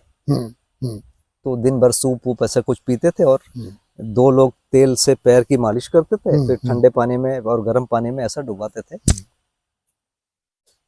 वहां कल्याणी बहन भी साथ में गई थी, राजन महाराज की बिटिया। हम लोग एक कमरे में रहते थे, अरुण भाई भी थे, और अरुण भाई के साथ एक उनका और भी भाई मित्र कोई ना कोई साथ में लगा रहता था। हम लोग 5-6 लोग रात में रहते थे जी। लगभग वो 30-35 दिन वहां पर वो चिकित्सा चली। फरवरी का कुछ समय तक रहा हुआ, फरवरी 25 तक रहे हम शायद। तो वो एक घटना है। एक घटना याद आती है कि जैसे ही अमरकंटक पहुंचा 14 जनवरी को, तो 20 जनवरी को लाल माटवाड़ा कांकेर में जाना हुआ। अच्छा। कांकेर नाम का एक जिला बना है अभी, उस समय बस्तर का भाग था। तो कांकेर में एक रिटायर्ड प्रिंसिपल थे श्रीवास्तव जी, BL श्रीवास्तव जी, बंसी लाल होगा। उन्होंने, वो गायत्री परिवार से जुड़े थे उस समय, और बाद में वो, उनका काफी सम्मान था, तो उनका मन था, तो उनके घर से 7-8 किलोमीटर दूर वो लाल माटवाड़ा गाँव था, वहां पर उन्होंने मन बनाया और वहां पर जाना हुआ। 20 जनवरी को गए हम, 20 जनवरी 94 को गए, मतलब गया हूँ उसके 7 दिन के बाद। तो मैं, अजय जैन भैया और धनंजय, हम लोग तीनों थे, प्लस बाबा जी थे, राजन महाराज थे, श्रीवास्तव जी थे, उनकी बिटिया मधु दीदी थी, और भी कुछ लोग थे, और भी कई लोग गए थे। तो लोगों ने जबरदस्त स्वागत किया, मतलब पूरा गांव ढोल नगाड़े बजा के पूरे गांव में घुमाया। गांव की जो एक परंपरा होती है, टीका विका, इतना टीका लगाया कि क्या बताऊं। तो आप मानिए कि सोशल लाइफ में मेरी एंट्री वैसी हुई। मैं जनरली सोशल लाइफ से बड़ा दूर हो गया था। अब एंट्री हो गई, मेरा तो मन था नहीं। और फिर 27 तारीख को, 26 को शाम को समापन वाला कार्यक्रम हुआ। तो समापन में सबको कुछ कुछ बोलना था, तो मेरे को भी भेजे मंच में। मैं शायद 2-3 लाइन बोल के आ गया, तो बाबा जी ने फिर से भेजा, नहीं बोलना है, और बोला। और उसके बाद अगले दिन से शिविर 1 महीने का लगभग वहां चल गया। अच्छा। रोज 2-2 घंटे का शिविर होगा। बाकी दिन इस समय क्या करते थे? बैठे रहते। अच्छा। अजय जैन थे, हाँ। मैं था, धनंजय था, हमारे बातचीत करने के लिए मुद्दे ही थे। लोग भी गांव के आते रहते थे। तो गांव में तो काफी सम्मान और सत्कार और खातिरदारी सब होते रहती है। तो ये घटना हुई, लगभग हम लोग 1 महीना वहां रहे। फिर लाल माटवाड़ा में लगभग हम 2 साल काम करते थे। क्या पीरियड था ये? 91 जनवरी 20 से शुरू हुआ, 91 पूरा चला, 92 भी कुछ चला है। 94 95 पहुंच गया भैया। 95 सॉरी 94 95 है ना, 95 वही आपने सही कहा, 95 तक पहुंच गया। 95 जी, बहुत बढ़िया। तो फिर फाइनली जब आपका ऐसा कुछ विचार चला कि अब बाबा जी के साथ पूरा समय बिताना है, किस भाव से, क्या घटना से आप प्रभावित हुए? कोई ऐसा घटना नहीं, कोई भाव नहीं। अच्छा। बताया ना, 2 बार या 3 बार बोला जी। उसके बाद मैंने भी बोला नहीं, उन्होंने भी नहीं बोला मत जाओ। अच्छा। हाँ, बने रहे। पर एक चीज है कि शुरू के 3 साल लगभग मैं बाबा जी के साथ पूरे समय बैठा रहा, केवल घर में खाना ही खाने जाता था अंदर वाले कमरे में। अच्छा। लगभग। हाँ। और इस समय जो वर्षा थी वो छोटी थी। हाँ। वर्षा क्लास 1 में, क्लास 4 में, 5 में पढ़ी है, 4, 5, 6। तो एक प्रकार से मैं सारा दिन बाबा जी के साथ या वर्षा के साथ रहता, थोड़ा बहुत घूमता भी था। तो किन मुद्दों पे आपकी चर्चा रहती थी? क्योंकि देखिए उस समय तो ना बहुत ज्यादा अध्ययन या परिचय शिविर, अध्ययन शिविर की शुरुआत भी नहीं हुई है, तो क्या आपका चर्चा के मुद्दे रहते थे सारा समय बाबा जी के साथ? देखिए एक दिन मैंने पूछा, हम्म। पता नहीं उन्होंने जो बोला उससे मुझे ऐसा लगा कि कीड़े मकोड़े में जीवन नहीं होता। अच्छा। फिर मैंने पूछ लिया डायरेक्ट, हाँ। तो उन्होंने बोला कि इस समय तुम्हारा पुण्य उदय हो गया, इसको अच्छा। सुन लो। ये अच्छा। भाषा बोला। अच्छा। फिर उन्होंने बोला इसको। हम्म। तो मुझे ऐसा लगता है कि अब मेरी थोड़ी ज्यादा बढ़ाई हो जाएगी। नहीं कोई बात नहीं, जैसा है वैसा बताइए भैया। तो अगले 2-3 वर्षों में मैंने बाबा जी से बहुत सारी चीजें पूछी, उलझुल भी पूछी, अच्छी भी पूछी। बाबा जी से बहुत वैरायटी के लोग मिले, अलग अलग फील्ड के। पर मुझे ऐसा नहीं लगा कि मैंने कुछ पूछा नहीं है और इन लोगों ने पूछा। अच्छा। ऐसा नहीं लगा, मतलब आपने सब कुछ पूछ डाला क्योंकि ऐसा मेरे को लगता है। वो लगा मुझे 2-4 साल बाद कि किसी ने ऐसा नहीं पूछा जो मैंने नहीं पूछा, यानी जबकि कि मैं उस फील्ड का आदमी नहीं हूँ। जी, तो 95 टू 99 4-5 साल आप बता रहे हो ना? 99 2000 के आसपास मेरे को ऐसा लगा कि आप सब कुछ पूछ चुके। हम सब नहीं, ऐसा नहीं। हाँ मतलब मोटा मोटी ऐसा पूछ चुका काफी चीजें, पर किसी ने कुछ नया नहीं पूछा। अच्छा। मेरे को ये लगा कि मैं शायद बहुत ब्रॉड तरीके से चीजों को सोचता हूँ। ऐसे बाबा जी ने बीच में बोला भी था। मैंने एक बार बाबा जी से पूछा कि मैं आपके पास कैसे आ गया, मेरा तो कोई ये नहीं था। तो बाबा जी ने बोला कि तुम्हारा पिछले जन्मों का संस्कार है, इस जन्म का नहीं। एक बोला, दूसरा ये भी बोला कि हम पहले दिन जब तुमने हमसे प्रश्न किया था, उस दिन हमने सोचा था कि तुम परंपरा से हटके चलने वाले आदमी हो। तो बाबा जी को पहले ही सेकंड में शायद पता था। तो इससे धीरे ऐसी बातें कई बार होती रही है जी। पर जिससे पता ना, एक बार बोल दिया शीर्ष कोटि की भक्ति है। कहाँ भक्ति, अपन तो अपने आप को कुछ मानते ही नहीं। उस ढंग से मैं रास्ता रोक दिया हूँ, क्या भक्ति। तो हमारा सोचना अलग है। लेकिन वो जिस ढंग से देख रहे हैं, फाइनली उनके देखने का ढंग ही मेरे ऊपर धीरे धीरे प्रभावित हो गया। तो ऐसा लगता है कि बाबा जी की करुणा का आपको शायद मिल रहा है ना। मेरे को तो नहीं लगता कि मेरे में था जी। तो भैया एक बात बताइए, मुझे ये प्रश्न बन रहा है कि आपने 94, 95 टू 99 तक बहुत कुछ पूछा जैसा आप कह रहे हो, और लोग आए ऐसा लगा नहीं। अब तो दर्शन की किताबें भी लिखी गई हैं, उसके बाद में प्रकाशित भी हो गई हैं, हम लोग अध्ययन कर रहे हैं उनसे। ऐसी कोई बात आपको ध्यान में आती है या कि आपने पूछी हो और वो कवर ना हुई हो, या आपको लगता है सब कुछ जितना भी कवर हो गया? मुझे सब कवर हो गया। मुझे सबसे अधिक समय लगा ये जानने में, ये पूछने में, जानने का मतलब पूछने में, कि जीवन और मेधस दोनों हैं, तो रोल जीवन का कितना है, मेधस का कितना है। जी। और मतलब जीवन और मेधस का रोल। दूसरा, ये जो नींद में क्या होता है, बेहोशी में क्या होता है, समाधि में भी क्या होता है, जीवन की रोज स्थिति क्या रहती है, जीवन और शरीर का इंटरेक्शन क्या रहता है ब्रेन का। मेरे को लगता है कि इतना सब जानने में मुझे लगभग 10 साल लगे। तो 2002, 3 या 4 तक 9 साल ऐसा लगे। अच्छा। इस पर मैंने हर 2 महीने में, 3 महीने में, 1 महीने में कुछ पूछा ही। अच्छा। और वो इतना स्लो बातचीत बढ़ा, तो कई सालों में जाके वो निकला, सेटल हुआ। आज आपके पास क्या 2-3 मुख्य तर्क लगते हैं कि जीवन बिल्कुल अलग वस्तु है और मेधस, शरीर नहीं बोले, मस्तिष्क को कहें, वो बिल्कुल अलग है? क्योंकि देखिए विज्ञान अभी भी मेधस या मस्तिष्क को ही मानता है, पर आपने इतना लंबे समय बाबा जी से चर्चा की तो आप में अपने में स्थिरता बनी होगी तर्क के आधार पर। एक तो अनुभव में तो वो दिखेगा ही, ऐसा कुछ बता सकते हैं? देखिए तर्क तो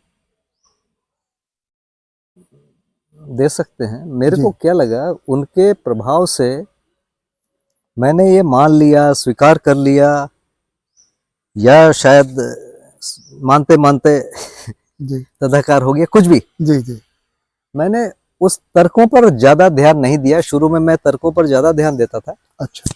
धीरे धीरे मैंने मान ही लिया कि ऐसा होता ही है। जी। अब मानने के पीछे का आधार बताना मुश्किल है कोई बात नहीं। कि ये मतलब मान्यता ही है या इसमें से थोड़ा बहुत साक्षात्कार जैसा भी चीज होगा, ये बोलना मेरे लिए संभव नहीं। जी। लेकिन मैं इससे हट के कभी भी नहीं सोचता। हम्म ऐसा नहीं कि गलतियां नहीं करता हूँ, आज भी कुछ गलतियां करता हूँ, और वो शरीर मूलक ही गलतियां होती, गलती माने शरीर। तो भी मेरे को ऐसा लगता है कि ये वाला भाग ही है, जीवन वाला ही। तर्क तो मेरे को लगता है कि बहुत पहले से, हमेशा से दिए जा रहे हैं, है ना। कोई नया तर्क वैसा मेरे को नहीं लग रहा है। जी जी। हाँ, गठनपूर्ण परमाणु होने से एक नया तर्क मिल रहा है अस्तित्व वाली दिशा से, और उसका और जीवन का कोरिलेशन बनता है। गठनपूर्ण परमाणु जैसे भारहीन है, हाँ, और उसकी जो अक्षय शक्ति है, और ये जो जीवन की अक्षय शक्ति, इनका जो कोरिलेशन है, ये मध्यस्थ दर्शन में नया है, जो गठनपूर्ण परमाणु के कारण आया हुआ है।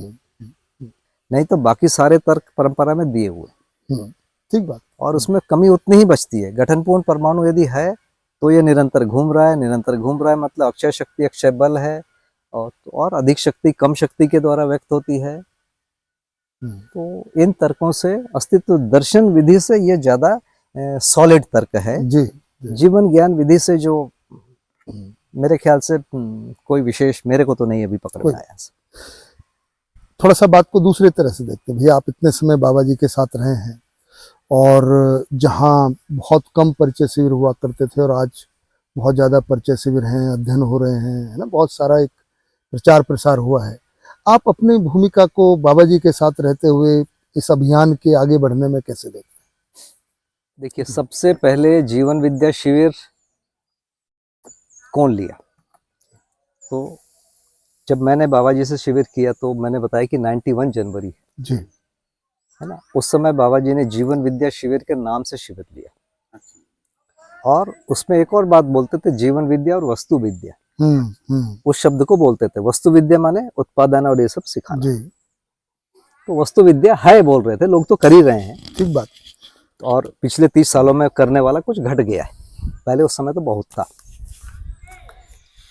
उसके बाद यदि कोई और शिविर लिया है तो मध्यस्थ दर्शन के प्रचार के रूप में कई लोग लेते थे उस समय भी, पर वो इतना लंबा शिविर नहीं होता था, छोटा छोटा 1 घंटे का, स्कूल में जाके कहीं जाके 1 घंटे का, आधे घंटे का ऐसा टॉक हुआ। हम लोगों ने जैसे 92 में वहां पर अख्तई में रण सिंह भैया थे, मैं था, शायद धनंजय वर्मा भी थे, तो वहां पर हम लोगों ने थोड़ा सा बोला। बाबा जी और राजा नगर तो मुख्य वक्ता थे उनके। इसके बाद शुरू हुआ 93 में, होली में बिजनौर में सत्य जी ने उसको 7 दिन के उसमें एक फ्रेम करके बोला, तो नाम यही था जीवन विद्या जी।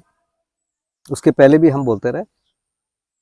और हम लोग जैसे 94 में लाल माटवाड़ा गांव में अजय जैन में और धनंजय वर्मा, हम लोग तीनों बोले, तो हम लोग 2-2 घंटे के लिए बोलते थे, क्योंकि देखो भैया, जहां की जैसी परिस्थिति है वैसे ही समय आपको मिलेगा। ठीक बात।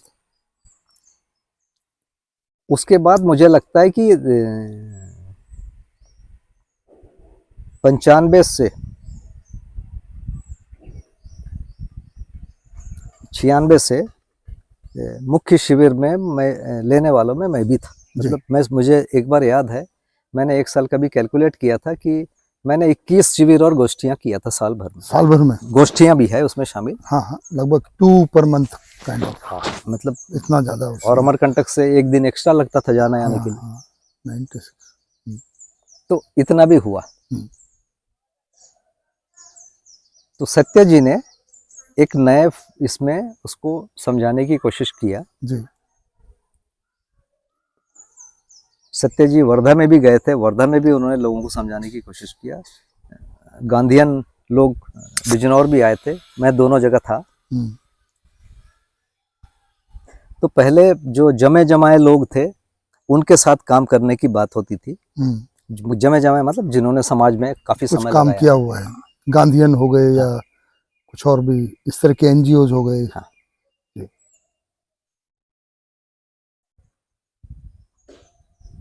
उसके बाद धीरे धीरे और बहुत सारे लोग जुड़ गए। मेरे को थोड़ा सा ऐसा लगता था कि हमारे साथ के कोई नहीं। 96 में प्रेम भैया, स्वतंत्र तिवारी, भूपेंद्र सिंह गौतम और चंद्रशेखर और एक कोई 5 लोगों का शिविर, मेरा ही शिविर था, बिजनौर में हुआ। हम लोग सब एक आयु के लोग होने के कारण मेरा उसके बाद बहुत ही उत्साह बढ़ा और संयोग देखिए ये 5 जो है एक प्रकार से अपने आप को इसमें लगाए। जी। उस समय से मेरा थोड़ा सा अकेलापन वाला भाग दूर होना हुआ, शुरू हुआ। क्योंकि कोई है ही नहीं ना आपकी एज का, और जो लोग हैं भी तो वो अलग अलग इसमें थे। तो यहाँ से थोड़ा सा मुझे ऐसा लगा कि ये लोग परमानेंट चलने वाले। पर बिजनौर शुरू होने के बाद बहुत सारे लोग जुड़े, बहुत सारे युवा जुड़े। अशोक भैया भी वहाँ रहे, शीला बहन भी साथ में रही, और लोग आते जाते रहे, लेकिन वहाँ स्थायी चीज नहीं बन पाई। मतलब लोग रुक नहीं पाए। थोड़ा सा और रुकते तो शायद परिणाम दूसरा होता। जी। सब जगह यही तकलीफ आई, जितना काम है लोग उसकी तुलना में कम है, इसके कारण लोग थक गए सब जगह। इवन मानव तीर्थ में भी या छोटी में भी और भी कहीं है। तो इस रूप में देखा जाए तो समाज में रिस्पांस बहुत अच्छा मिल रहा है पहले से ही, पहले दिन से ही। पहले तो विश्वास नहीं होता था कि लोग इन धार्मिक कथाओं को सुनेंगे कि हमारी बात को सुनेंगे। अब यह भ्रम पूरी तरह टूट गया है कि लोग धार्मिक कथाओं से अधिक इसको महत्व देंगे। एक वर्ग है ना, पढ़ा लिखा वर्ग जो है वो इधर आएगा, और ये संख्या बढ़ती जा रही है। और देखिए, लंबी जिंदगी होती है तो कोई पूरी तरह 24 घंटे ऐसा जिएगा समाज में आके बैठ के किसी संस्था में, ये मुझे थोड़ा मुश्किल लगता है। पर कोई 1 साल 2 साल 3 साल जिंदगी के अलग अलग समय में करेगा जी। और यही एक्चुअली जिंदगी भी है। ठीक बात है ना। हमारे जैसे लोग बहुत ही रेयर, हजारों में लाखों में होंगे, है ना, जो गए तो भैया वहीं पड़े हुए। पर जो मेन लोग होंगे वो किसी समय घर में ज्यादा समय देंगे, किसी समय बच्चों के साथ ज्यादा समय देंगे, किसी समय उत्पादन में ज्यादा समय देंगे, है ना, किसी समय विनिमय में दे सकते हैं, किसी समय ऐसे कामों में देंगे। तो समाज तो ऐसे ही बनेगा, और मेरे को तो लगता है कि इसमें अच्छी उन्नति हुई जी। बहुत सुंदर। तो इस क्रम में जैसे आप कहे कि भाई भिन्न भिन्न लोग आए, सत्या जी से लेके आपने भी शिविर लिया, आप बाबा जी के साथ क्योंकि रही हैं, है ना, हर समय, और बाबा जी ने भी जैसे जमे जमाए लोगों के साथ, मेरे सुनने में आया कि वो अशोक के पास भी गए, है ना, जिसको वो कहते भाई धर्म गद्दी, शिक्षा गद्दी, इस तरह गए। भैया एक बात मैं आपसे जानना चाहूँगा, क्योंकि बहुत सारा तो हमने सुना है आपके द्वारा भी और अन्य लोगों के द्वारा भी कि भाई, है ना, अशोक से मिलने गए और किसी और से भी मिलने गए। क्या कभी वो किसी मौलवी से या जैसे पादरी से मिले और इस दर्शन की बात रखी, और क्या रेस्पॉन्स रहा, अगर आप साथ में रहे तो कुछ इसके अंदर ये जोड़ लेते हैं। हाँ। तो 2-4 जो प्रमुख जगहों पे गए हों उसको भी आप करते हुए, हाँ, तो इस बात को जोड़ सकते हैं। ठीक बात। तो फिर मौलवी वाली थोड़ी पीछे कर लेते हैं। हाँ हाँ, पहले जहाँ जहाँ लोग पहले बाबा जी को जो अनुभव हुआ, हाँ हाँ, उसके बाद उन्होंने इसको लिखा। बिल्कुल। और इसी बीच वहाँ साधुओं का एक समाज था, साधु समाजों ने बाबा जी को महर्षि की उपाधि दी थी। अच्छा, ओके। तो पहले पुराने आप पुस्तकों में देखेंगे लेख में महर्षि नागराज करके लोग लिखते थे। बाद में वो प्रथा, जब से मॉडर्न लोग आए, उन्होंने ये सब प्रथाओं को बंद कर दिया। तो बाबा जी का गृहस्थ के रूप में होकर भी जो सन्यासी लोग भी उनका सम्मान करते थे, उनके पैर छूते थे। तो जो बड़े लेवल के साधु थे वो बाबा जी को बहुत बड़ा मानते थे।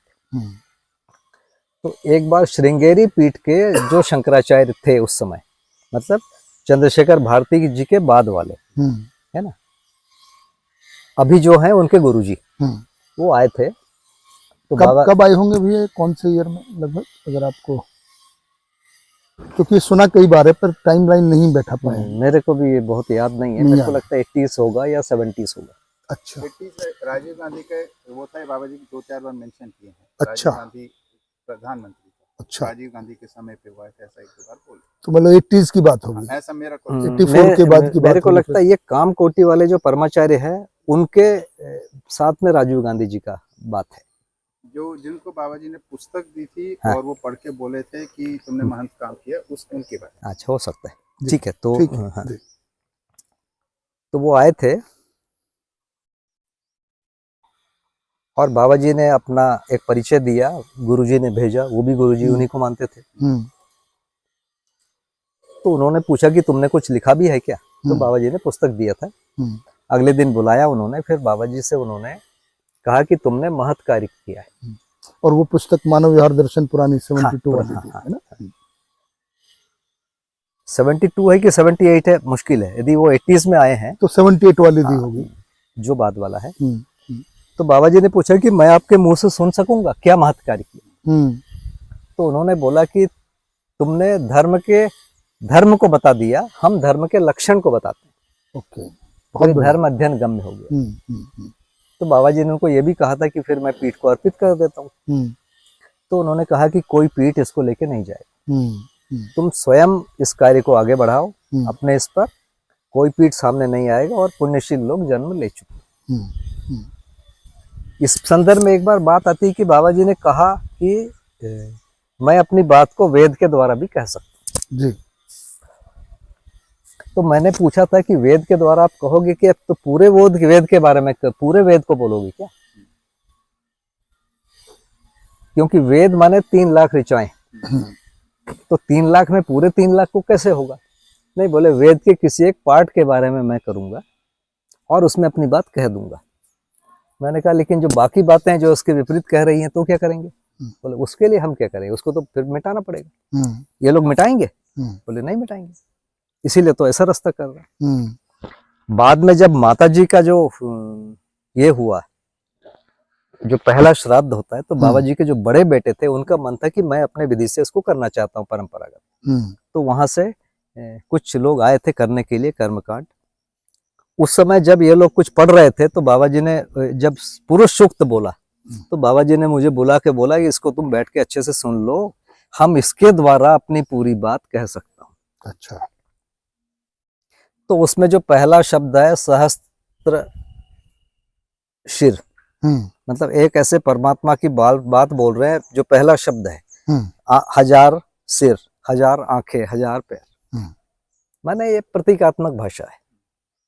प्रतीकात्मक भाषा को तो कोई भी कैसे भी बदल के रख सकता है। तो फिर मेरा उसमें इंटरेस्ट ही नहीं हुआ, हालांकि छोटा सा है, अभी भी मैं लिख के रखा हुआ जी। तो वो उसमें इंटरेस्ट नहीं बना। तो पहले व्यक्ति तो वही हैं जिनका बाबा जी पर बहुत ज्यादा इम्पैक्ट पड़ा, और उन्होंने जो कहा, चूंकि उसी पीठ के भी थे और उसी परंपरा के ही अगले गुरु हो गए, तो उसको बाबा जी ने बहुत ऊंचे में लिया कि इसको इनके साथ जोड़ना नहीं है, परंपरा के साथ। उसी गद्दी ने बोल दिया ना, जिस गद्दी ने भेजा है यहाँ ज्ञान के लिए। सही बात। तो ये उनके पास बहुत बार आ रहा। दूसरा, एक मौलवी आए थे, अच्छा। गुलिस्ताने दरे मुर्शदी करके अच्छा, कोई जगह है दुर्ग में, वहां से कोई मौलवी आए थे। आए थे तो वो एक प्रकार से किसी स्वास्थ्य संबंधी परामर्श के लिए, लेकिन बाबा जी ने उनसे कुछ चर्चा किया था। उन्होंने हज के बारे में पूछा था, हज से क्या हुआ?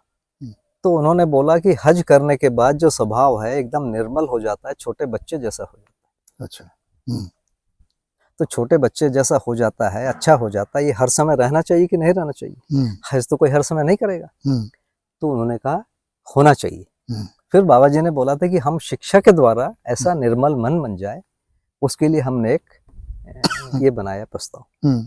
तो उन्होंने बोला जरूर था कि हम देखेंगे, पर देखो इनकी अपनी गद्दी में बैठने की अपनी एक ना व्यस्तता है, समय नहीं दे सकते गद्दी। तो ये मुझे याद आता है जी।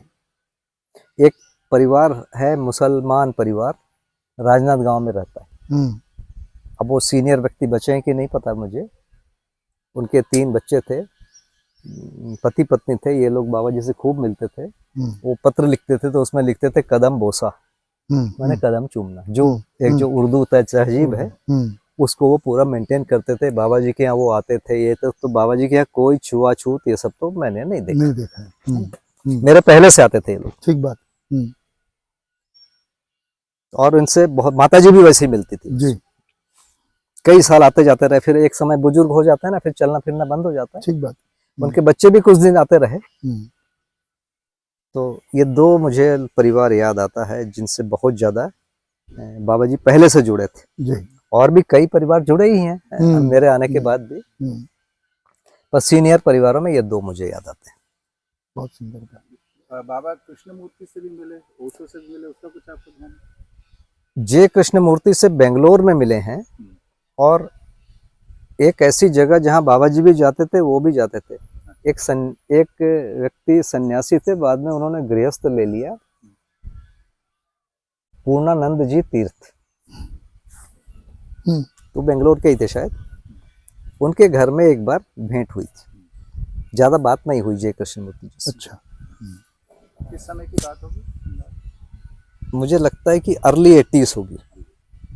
बाबा जी 79 के बाद उधर जाने लग गए थे।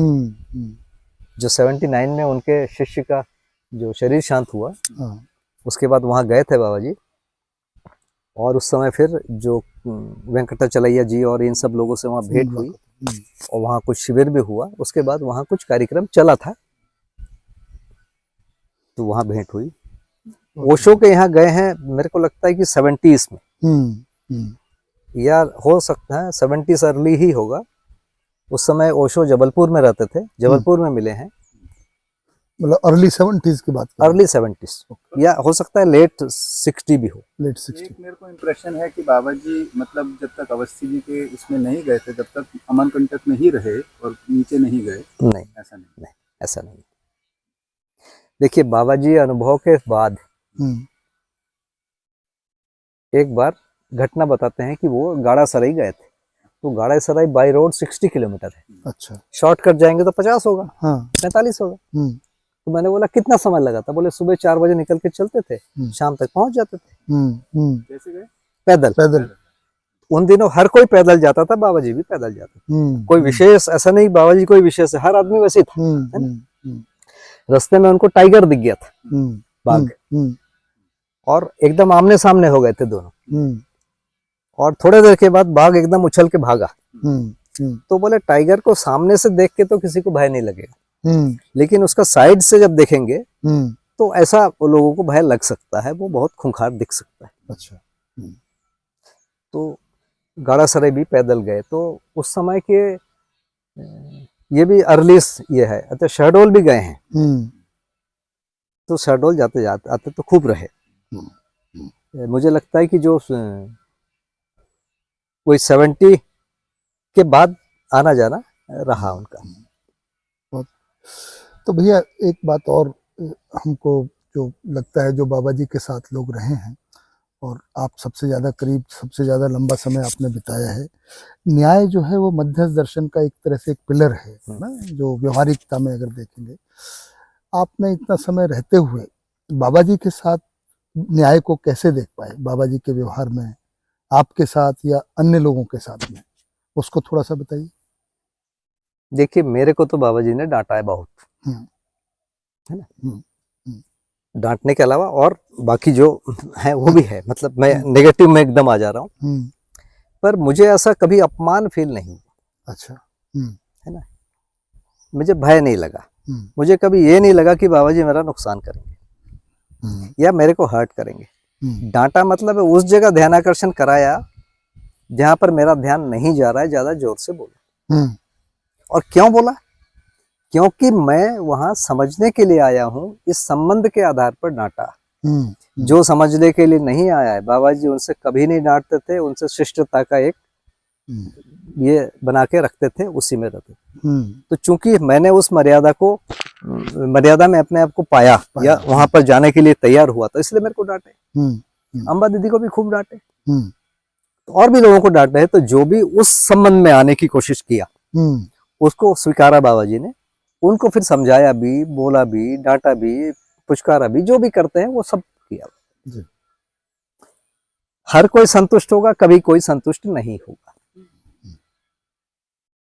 क्योंकि लोग अपनी मान्यता लेके जाते हैं। तो जब तक आप संबंध में नहीं आते हैं, तब तक न्याय की बात नहीं। जब तक केवल आप संपर्क में है, तो शिष्टता ही न्याय है। माने स्वधन स्वनारी स्वपुरुष दयापूर्ण कार्य, इसमें दोनों पक्षों की निष्ठा है, ये अपने आप में न्याय है। और इसके अलावा जो शिष्टाचार है, शिष्टाचार जगह के हिसाब से थोड़ा बहुत बदल जाता है। भाषा, कहीं पर किसी शब्द को ज्यादा ऊंचा मानते हैं, किसी जगह पर उसको थोड़ा कम मानते हैं। इसमें थोड़ी बहुत चूक हो जाती है, हो सकती है ना? अब मैं महाराष्ट्र जाऊंगा तो शायद मैं उन शिष्टाचार को नहीं जानता जो वहाँ हाई ग्रेड के माने जाते हैं, मैं यहाँ वाला करूंगा। ठीक बात। तो हो सकता है किसी को बुरा लगे, हो सकता है किसी को बहुत अच्छा भी लगे। हम्म। तो ये रहा। दूसरा, बाबा जी का हिंदी जो है वो सामान्य हिंदी नहीं, ग्रामर वाली हिंदी नहीं बोलते। ठीक बात। दूसरा, यहाँ जो चलती है वो हिंदी नहीं बोलते, वो संस्कृत वाली हिंदी बोलते हैं, है ना, तत्सम वाला ज्यादा हिंदी। उससे भी लोगों को तकलीफ होती थी, आम आदमी उनसे जुड़ने में कष्ट महसूस होता था। फिर बाबा जी एक जो ऊपर स्तर पर ही बात करना पसंद करते थे, उसके नीचे में बाबा जी बात करना पसंद नहीं करते थे।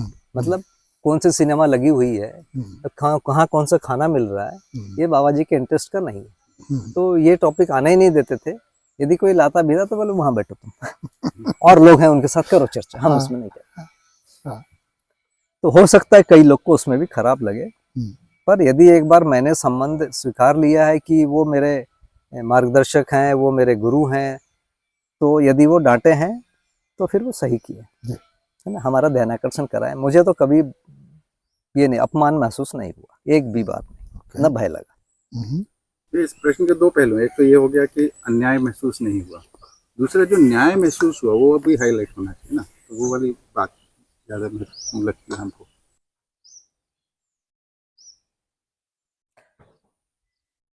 भैया देखो, जैसे बाबा जी के पहले यदि मैं किसी को अपना हीरो मानता था तो अपने पिताजी को मानता था। बीच में एक समय आया 4-6 साल का जिसमें कोई हीरो नहीं था, मतलब पिताजी का जो हीरो तो था, है ना, हीरोइज्म मेरी निगाह में वो थोड़ा छोटा पड़ने लगा। समाज के लिए कोई बड़ा हीरो चाहिए था। उस पीरियड में मैं थोड़ा सा हिलडुल भी रहा, थोड़ा सा या ज्यादा भी बोल सकते हैं। जैसे बाबा जी मिले तो बाबा जी हीरो बने।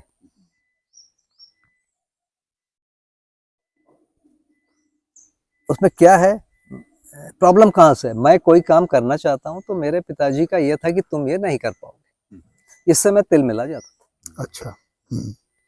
जो ज्यादातर अक्सर पिताजियों का रहता है, अक्सर रहता है, उनके जिंदगी का भय। हाँ, वो बच्चों को देते हमारे ऊपर इम्पोज करते थे, भय और बुढ़ापा दोनों। हाँ, दोनों, है ना, चिंता भी। जी। और हम उस समय एकदम फुल युवावस्था में और कुछ भी करने को तैयार, जो होगा देखेंगे। तो बाबा जी के साथ जाने से ऐसा लगता है कि बाबा जी मुझे वहां तक सोचते थे, मैं जहां तक सोचता था उसके आगे वाला वो दिखा पाते थे। तो वहां जाके मेरे को ऐसा लगा नहीं, मैं असीम शक्तिशाली हूँ और मैं ये वाले काम जो है जागृति वाली दिशा में मैं जा सकता हूँ, कर सकता हूँ। हमारे घरों में सिंपल फॉर्मूला है, विवेकानंद बहुत अच्छा है, लेकिन पड़ोसी के घर हो तो ज्यादा अच्छा, हमारे घर ना हो। सब शिवाजी वैसी पड़ोसी के यहाँ हो, भगत सिंह वैसी पड़ोसी के हो, सब सोचते सब ऐसे। तो इस रूप में मैं बाबा जी को देखा कि उन्होंने मेरे को वो स्पेस दिखा दिया कि मैं उसको कर सकता हूँ। भले मैं नहीं कर पाया, लेकिन उससे जो एक उत्साह बना, मेरे को लगता है कि उस आयु के लिए या उस अवस्था के लिए न्याय तो वही। बहुत बढ़िया, बहुत सुंदर बात। ऐसा विश्वास दिला देना कि तुम जागृत हो सकते हो, तुम ये सब समाज के जो छोटे मोटे प्रॉब्लम है उससे तुम अप्रभावित रहोगे, हम भी अप्रभावित थे, ये सब जो बोला ये किया। मैं एक बात और पूछ लेता हूँ इसी से संबंधित, क्योंकि ये तो आपका व्यक्तिगत हो गया बाबा जी आपके साथ, क्योंकि आप लंबा समय परिवार में भी रहे, परिवार में बच्चे भी थे, बेटा बेटी भी थे, माता जी भी थी, उनकी भी कुछ अपेक्षाएं रहती होंगी, उनके संदर्भ में न्याय को कैसे आपको एक संस्मरण बताएं तो बहुत बढ़िया। अशोक भैया, ये अच्छी बात है, परिवार वाला बात भी।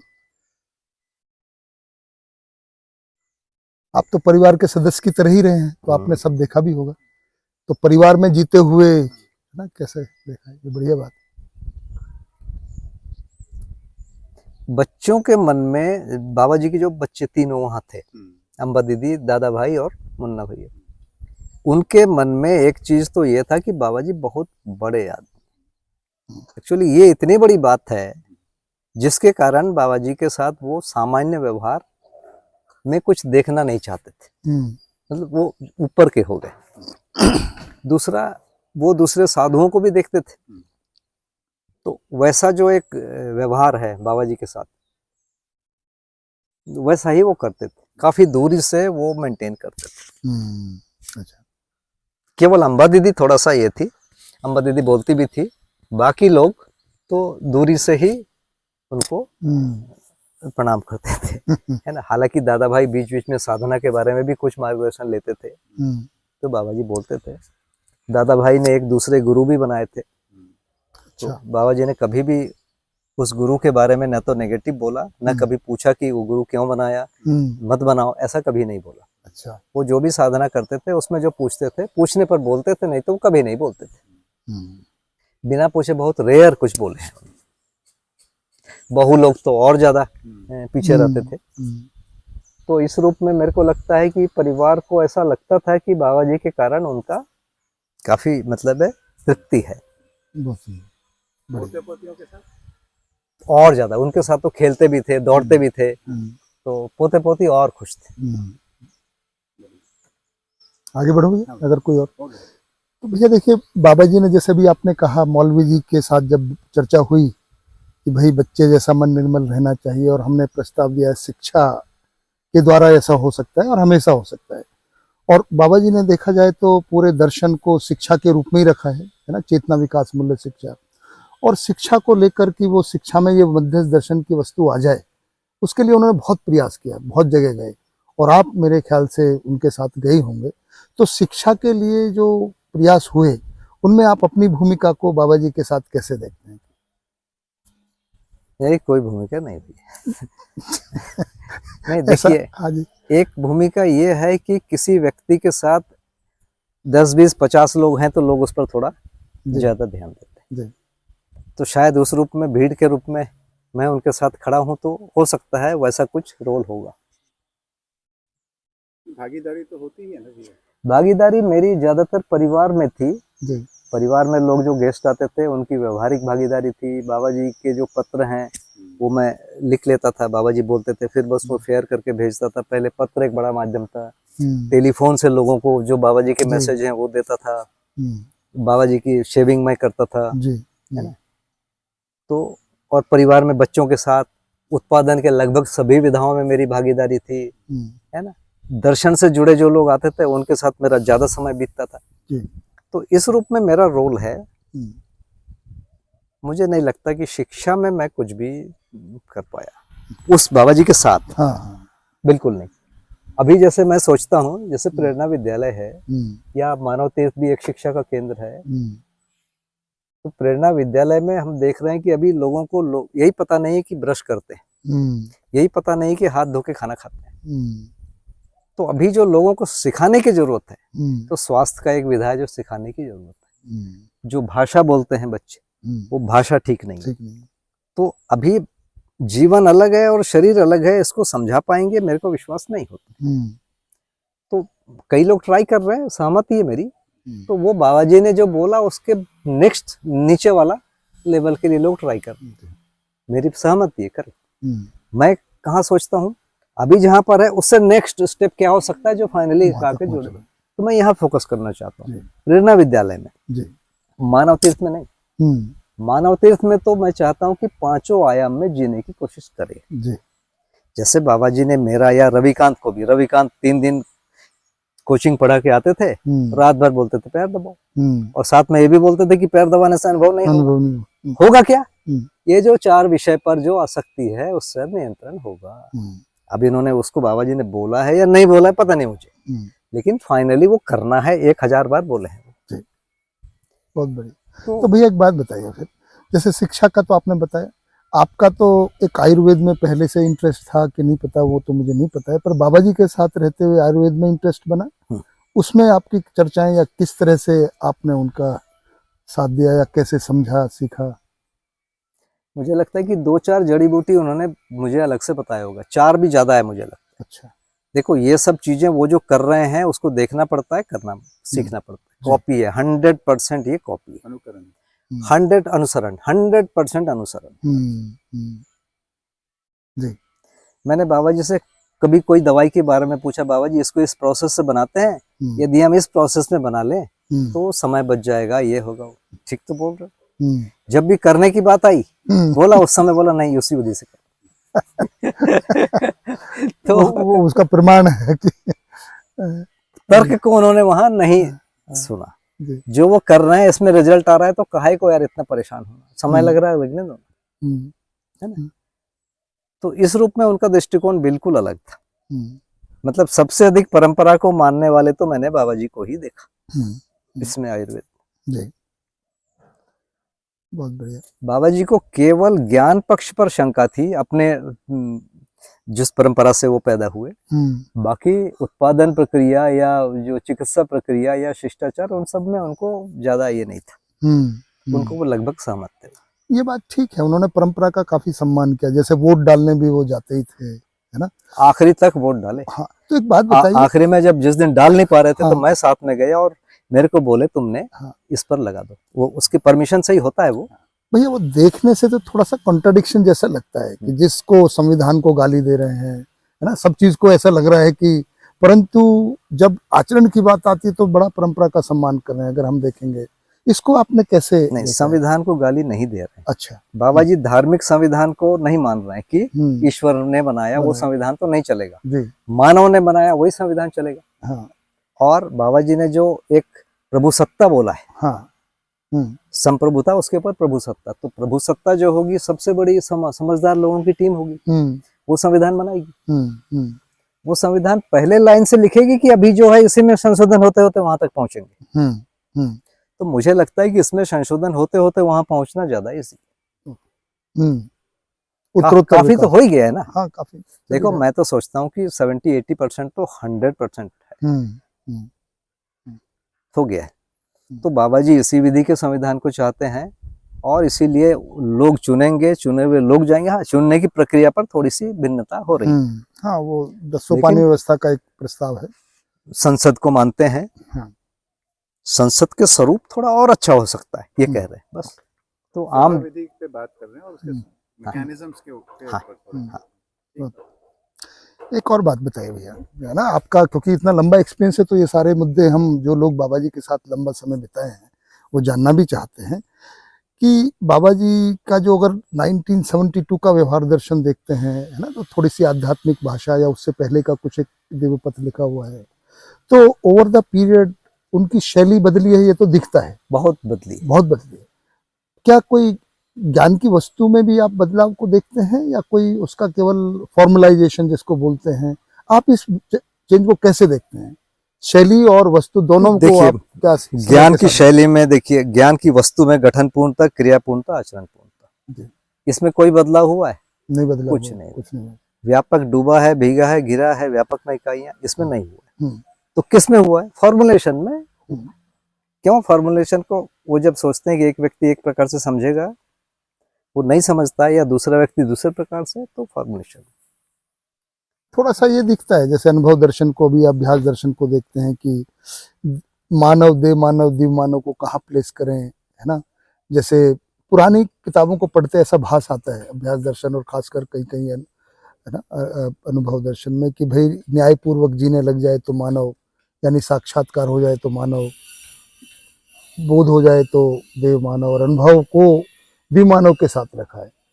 बाद के रिवाइज्ड वर्जन में ऐसा आता है कि भाई अनुभव के बाद ही मानव है और फिर देव मानव आचरण पूर्णता के अर्थ में है। इसको आप कैसे देखते हो? ये बार बार जब अध्ययन करते हैं किताबों को, वही भैया, सारा प्रॉब्लम जो है मानव व्यवहार दर्शन जो 78 वाला है, जो चौथे अध्याय में मानव का परिभाषा है, मानव को उसमें भ्रांता भ्रांत बोले। भ्रांता भ्रांत को हम लोग क्या सोचते थे उस समय, जो लोग अध्ययन करते थे, पढ़ते थे, बोलते थे कि कभी गलती करेंगे, कभी सही करेंगे। अच्छा। बाबा जी से जब भी पूछो, वो बोलते थे कि नहीं, वो हमेशा सही करेगा, गलती को देखेगा तो गलती को ठीक करेगा। तो मानव का काम है सभ्यता संस्कृति में जो कमियां हैं उसको दूर करेगा। देव मानव का काम है सभ्यता संस्कृति बनाएगा। दिव्य मानव का काम है जीवन और अस्तित्व को समझाएगा। कहीं ओवरलैपिंग नहीं है। अच्छा। है ना, या बहुत थोड़ा सा है। मानव सभ्यता संस्कृति के कमियों को दूर कर रहा है, कमियों को देख रहा है, दूर कर रहा है। देव मानव कमियों को नहीं देख रहा है, सीधा सीधा सही चीजों को रख रहा है। देव मानव और दिव्य मानव भी कमियों को नहीं देख रहा है, सही चीजों को रख रहा है। सही चीजों के मूल में जीवन और व्यापक के बारे में जो लोगों को अनुभव होना है, उसके लिए वो काम कर रहे हैं। ये तीनों के अलग अलग काम है। अब जब भी हम बोल रहे हैं मानव माने, हम सोच रहे हैं भ्रांतावाद, तो बाद में जब एक बार उन्होंने उसको उन्होंने उस परिभाषा को बदला नहीं, हमने कई बार बोला कि इसमें कंफ्यूजन है, बोला नहीं ये ठीक है, लेकिन व्याख्या हमेशा ऐसा किया, है ना। इसीलिए फिर इसमें जब लास्ट टाइम में व्याख्या दिया जो 2005 के आसपास है, तो उन्होंने फिर साफ साफ बोलना शुरू किया कि मानव को अनुभव रहता है। अच्छा। है ना, 2005 या 6 से बोल रहे हैं कि मानव को अनुभव रहता है, प्रमाण नहीं दे पा रहा है। मानव केवल आचरण का प्रमाण दे पा रहा है, देव मानव भी अनुभव का प्रमाण नहीं दे पा रहा है, आचरण का दे पा रहा है, व्यवस्था का दे पा रहा है, और दिव्य मानव इन दोनों का प्रमाण दे पा रहा है। तीनों, आचरण का, व्यवस्था का और अनुभव का भी, है ना। तो आचरण और व्यवस्था का पहले दे चुका है ये वाला, और ये जीवन और अस्तित्व को प्रमाणित कर पा रहा है। वो किस अर्थ में प्रमाण को बताया? यही बोले कि शिक्षा विधि में प्रमाणित होगा। अच्छा। माने मेरे को विश्वास हो गया कि जीवन होता है, प्रमाणित हो गया, मेरे को प्रमाणित करना है आगे। विश्वास होना मतलब है, देखो साक्षात्कार भी विश्वास है। मैं सोचता हूँ कि साक्षात्कार के पहले जब तार्किक निष्कर्ष निकलता है जिसको आभास बोलते हैं, आभास में भी विश्वास हो जाएगा। ठीक बात है। और साक्षात्कार होने के बाद बोध अनुभव में भी विश्वास रहेगा। तो ऐसी कोई बात नहीं हुई है, मुझे ऐसा लगता है, क्योंकि उसके फॉर्मुलेशन में प्रॉब्लम है और फॉर्मुलेशन में कम प्रॉब्लम है। हम लोग, मैं शुरू में अपने आप को देव मानव मानता था, मैं और मेरे कई मित्र। उसके बाद हम आए मानव में, उसके बाद फिर अब बोलने लायक जगह नहीं। बढ़िया है वो बाबा जी। अभ्यास है ना कि जो हमको दिखता है, पूरा क्रम दिखता है, तो सबसे ऊपर वाली जगह को ही पाना चाहता है, ठीक बात स्वाभाविक है ना। तो उसके पास ही छोड़ता है। एक बार फिर मैंने बाबा जी से बहुत बार इस पर बहस भी किया। बहस तो बोलना ठीक नहीं है, मैं समझने की संवाद कोशिश किया। तो मैंने ये पूछा कि मानव को यदि अनुभव है तो सारा चीज गड़बड़ होता रहेगा। मेरे को ये बोले कि बताओ, ये बताओ कि अनुभव के पहले धर्म पूरा होगा, मानव का जो धर्म है, कि नहीं होगा। हर इकाई में रूप गुण स्वभाव धर्म होता है। तो मुझे तो बोलना ही पड़ा कि अनुभव के बिना धर्म पूरा नहीं होगा। ठीक बात। तो मानव धर्म का पालन कैसे करेगा? तो इसमें दो भाग है, एक अनुभव होना, दूसरा संस्कार अनुषंगी होने के लिए उसको ट्रांसफर करना भी जरूरी है, प्रमाणित होना। तो व्यवस्था के रूप में देखेंगे तो जीवावस्था वंशानुषंगी है, वो प्रमाणित हो रहा है, वो ट्रांसफर भी हो रहा है। मानव संस्कार अनुषंगी है, वो प्रमाणित होने की दो कंडीशन है, एक तो एक पक्ष को अनुभव होना, दूसरा पक्ष शिक्षा विधि से अनुभव तक पहुंचना। तो हमारे में अभी जो सारा हमारे ऊपर दबाव पड़ा हुआ है, जो भारतीय परंपरा का, कि समाधि हुई माने कार्यक्रम खत्म। बाबा जी कह रहे हैं कि नहीं, अनुभव होने के बाद, अनुभव और समाधि पहला भिन्न है, दूसरा अनुभव होने के बाद दूसरा कार्यक्रम शुरू होता है, दूसरे को अनुभव करवाओ, परंपरा बनाओ। तो दूसरे के अनुभव कराने में पहले परंपरा के गलतियों को उन्मूलन करो, सेकंड सभ्यता संस्कृति को स्थापित करो, थर्ड में इसके मूल जो कोर भाग है जीवन और व्यापक को प्रमाणित करो। तो ये तीनों जो है मानव के बाद काम शुरू होता है। बहुत बढ़िया, ऐसा आप देखते हैं? जी भाई, जो देखता भी हूँ, बल्कि मैंने तो बहुत बार बात किया है ना, बात किया, इसीलिए तो मेरे को बहुत अवसर था। जी, क्योंकि किताबों का रिवीजन से ऐसा लगता है 1972 का अनुभव दर्शन, या जो हम देख रहे हैं व्यवहार दर्शन। देखिए बेसिकली एक और मुद्दा है जी। पहले वाला जो आप 78 वाला पढ़ेंगे मानव व्यवहार दर्शन, और 99 वाला पढ़ेंगे। 99 है कि 2001? 2001 वाला है, 3 में है, ग्रीन वाला कवर है। जिसमें बाबा जी की फोटो लगी। तो उन दोनों में एक बहुत अंतर मिलेगा। पहले जो है ऐसा लगता है कि न्याय ईश्वर है ना, 78 में। बाद में आ गया सब न्याय सहअस्तित्व। ये प्रॉब्लम कहाँ से आ रहा है? भाई दोनों में से एक ही होगा ना। तो ये भी वही, ये फॉर्मुलेशन का प्रॉब्लम हो रहा है कि भाई जब न्याय का अनुभव हो रहा है तो हो किस चीज का रहा है? दोनों व्यक्तियों का भी हो रहा है, और व्यापक जो अब तक ओझिल था उसका पहली बार हुआ। अब हम किसको महत्वपूर्ण माने? यदि हम इसको पहली बार में बोलना चाहते हैं तो बोलना पड़ेगा कि भैया व्यापक का शून्य का हुआ। यदि एक साथ दोनों को ही बोलना है, जो बोलना ही चाहिए, तो लोगों को क्या कंफ्यूजन हो गया कि पहली बार होने पर ऐसा लग रहा है कि वो वाली दूसरी चीज छूट गई। इसलिए बाद में उन्होंने उसको पूरा सहअस्तित्व कर दिया फिर। तो आप 2003 वाले या 2001 जो भी है वहां से पूरा सहअस्तित्व आएगा। बिल्कुल। तो शुरू में ऐसा लगता है अनुभव जो है व्यापकता का हो रहा है, बाद में सहअस्तित्व में से के लिए अनुभव ऐसा क्योंकि समाधि में जो अनुभव हो रहा है किसी इकाई को नहीं दिख पा दिख रहा पा रहे हैं, वो है, केवल व्यापकता का व्यापक ही को हो देख रहा है। तो हम्म। ऐसी कंडीशन में चूंकि इकाई दिख नहीं रही है हम्म। तो ना डूबा दिखेगा, ना घिरा दिखेगा, ना भीगा दिखेगा। दिखेगा। भीगा का अनुभव नहीं हुआ। हम्म। भीगा का अनुभव होने के लिए व्यापक भी चाहिए, इकाई इकाई भी भी चाहिए, चाहिए। तब ये तीनों होगा। हम्म। इसीलिए समाधि को अधूरा अधूरा चीज है, ऐसा बाबा जी बोल रहे हैं। जी। और यहाँ पर फुल है, हम्म। तो इसीलिए आगे जाके उन्होंने पूरा बोला। और मैंने वो जो बताया कि जो 84 में धनंजय भैया ने जो लिखा है, लिखा मतलब कॉपी जो कॉपी किया है, 84 वाला हाँ 84 वाला, हाँ हम्म। 84 वाला, 83 वाला, उसमें आप देखेंगे कि सारे चीजों को वैसे ही लिख के रखा है। जैसे हम लोग पहले बाबा जी से पूछते थे, या हम पहले बोलते भी थे कि 4.5 है और 10 है, बीच में कुछ नहीं है। हम लोग कुछ पूछे बाबा जी से, क्या हम भी 4.5 में? बोले नहीं, अध्ययन एक चीज, अध्ययन एक चीज, उसको हम लोग ध्यान ही नहीं दे पाए। फाइनली वो मिला हमको मानव व्यवहार दर्शन में, अल्प विकसित, अर्ध विकसित और पूर्ण। और वो कब है? 78 वाले में है, 2001 वाले में है और 2009 वो तो कंटिन्यूअस ही आ रहा है। कंटिन्यू, उसमें कुछ भी चेंज नहीं, थोड़ा सा चेंज किए एक जगह, बहुत थोड़ा सा आखिरी वाले में। तो वहाँ पे वो 4.5 वर्ष 10 नहीं है, वो एक क्रम है। तो 4.5 है, दूसरे में 7 दिखेगा, तीसरे में 10 दिखेगा। ठीक बात भैया। एक और बात, ये पहले दिन से लिखे हैं, लेकिन हम उसको ओवरलुक कर रहे हैं। भैया इसी की कंप्लीशन के रूप में, तो आप हम तो फेमिलियर है, लेकिन जैसे हम आपने बोला समाधि में केवल इकाई नहीं दिख रही, व्यापक दिख रहा है। अनुभव में सहअस्तित्व क्या दिखता है, उसको थोड़ा सा बता दीजिए, वो कोई नया व्यक्ति सुनेगा तो बिना देखे जो सुन के जो बोल सकते हैं उतना बोलो। वो था आप हम वही करते। नहीं, अनुभव में तो इकाई भी दिखती है, व्यापक भी दिखता है, इकाई डूबी भीगी घिरी है वो दिखते रहता है, और इसके साथ सारे नियम दिखते हैं, प्राकृतिक नियम, सामाजिक नियम, बौद्धिक नियम, और शिष्टाचार भी दिखता है, क्योंकि आत्मा को नहीं दिखता, लेकिन चित्त में जो चित्रण हुआ रहता है वैसा थोड़ी दिखेगा कोई किसी का गला पकड़ा हुआ, न दिखेगा कि चित्त ब्लैंक कहीं भी नहीं रहेगा, चित्त तो भरा ही रहेगा ना। मान लीजिए मेरे को अनुभव है और मैं आपसे बात कर रहा हूँ तो आप मेरे चित्त में तो आपका चित्रण होगा ना, आप जो भाषा बोल रहे हैं वो भी आएगा, है ना, तर्क भी आएगा क्या बोलना है, और शिष्टाचार भी आएगा। तो ये पूरा भरा है। हम बात करने की कोशिश करते हैं कि पूरा खाली है। जैसे बोलते हैं ना कि जब अनुभव में चित्रण नहीं होता, अनुभव में चित्रण नहीं होता, ये बात सही है, क्योंकि आत्मा को हो रहा है, लेकिन उस समय क्या चित्रण बंद हो जाता है? चित्रण कभी भी बंद नहीं होगा, तो चित्रण होगा। क्या तर्क खत्म हो जाते हैं? नहीं होंगे, बना रहेगा। नहीं तो फिर जिस समय बात कर रहे हैं उस समय अनुभव नहीं, ऐसा बोलना पड़ेगा। या अनुभव की फिर निरंतरता नहीं है? अनुभव की तो निरंतरता रहेगी बैकग्राउंड में, ऐसा रहेगा। तो अनुभव की निरंतरता रहेगी, बोध की निरंतरता रहेगी, चित्रण भी निरंतर होता रहेगा।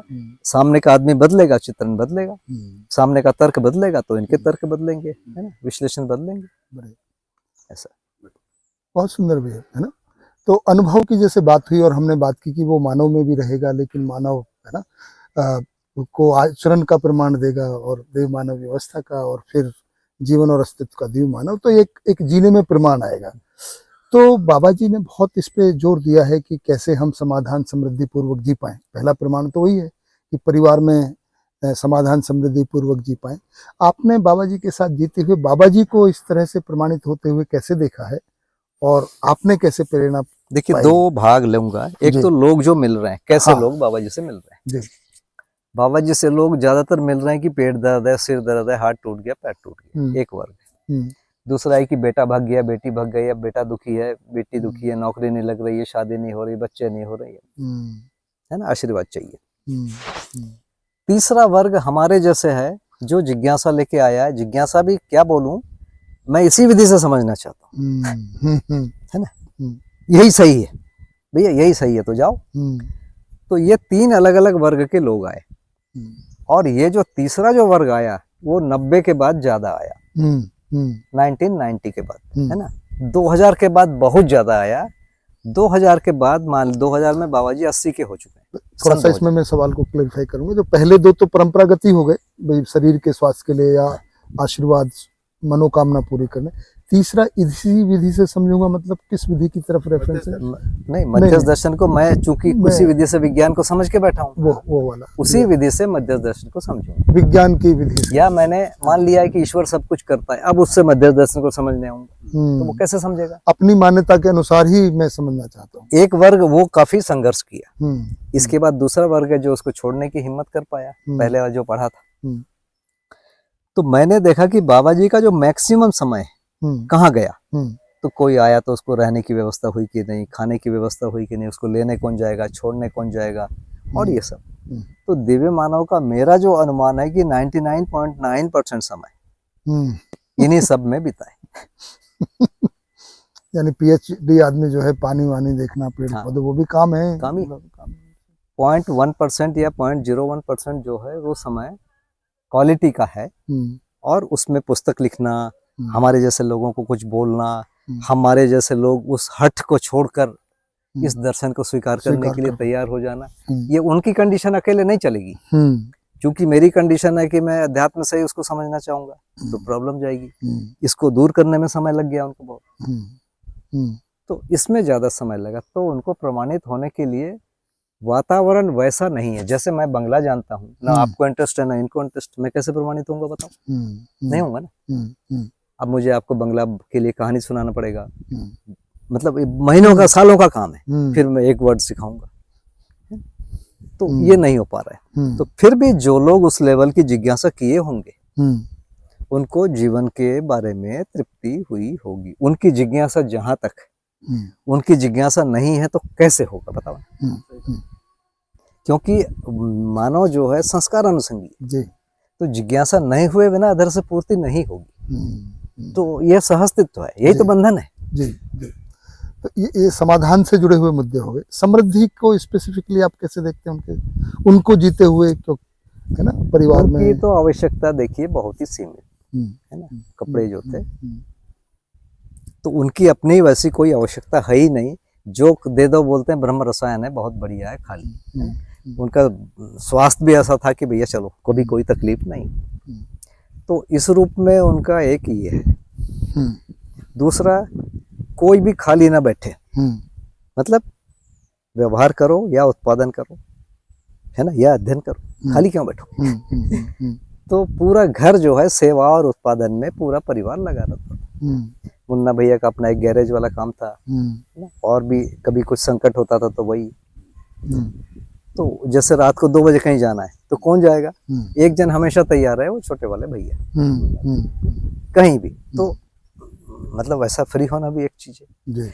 बड़े भैया भी काम करते थे, अम्बा दीदी तो सेवा और इसमें थे, दोनों भाभी, और बाद में और भी जो लोग आए हैं ना, वो लोग भी। जितेंद्र भैया जो डायरेक्ट परिवार के नहीं है, पर ये भी पूरे समाज के साथ व्यवहार और सेवा में लगे रहे।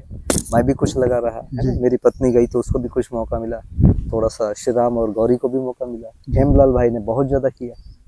तो हर व्यक्ति या फिर सेवा करे या उत्पादन करे या अध्ययन करे या समाज में कुछ करे व्यवहार में, इसमें उनकी पूरी रुचि रहती थी।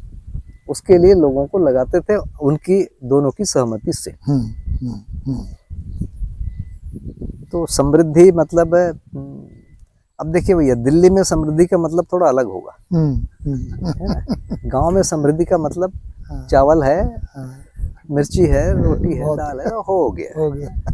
इतना लोग नहीं सोचते। सही बात। दीदी बताती है ना कि वो लोग एक टाइम का जो भोजन है वो हो गया, जंगल में करते थे, और घर में भी खाने को क्या था? चावल है, दूध है, रोटी है, शहद है, जितना खाना खाओ, ज्यादा आइटम है ही नहीं।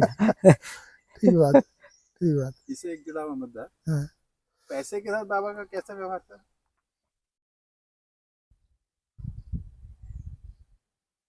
देखिए, बाबा जी का मूल सोच ये है कि पैसे की कमी के कारण हमारा कोई काम रुके, ये नहीं होना चाहिए, है ना।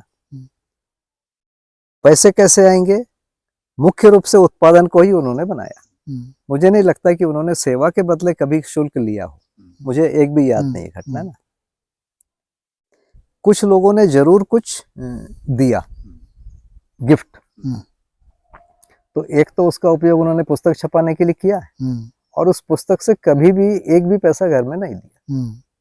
दूसरा, कुछ पैसे बच गए जो बाद में उन्होंने दिव्यपथ संस्थान को देने के लिए बोल दिया था। तो वो उसका हम लोगों ने पूरा पालन किया।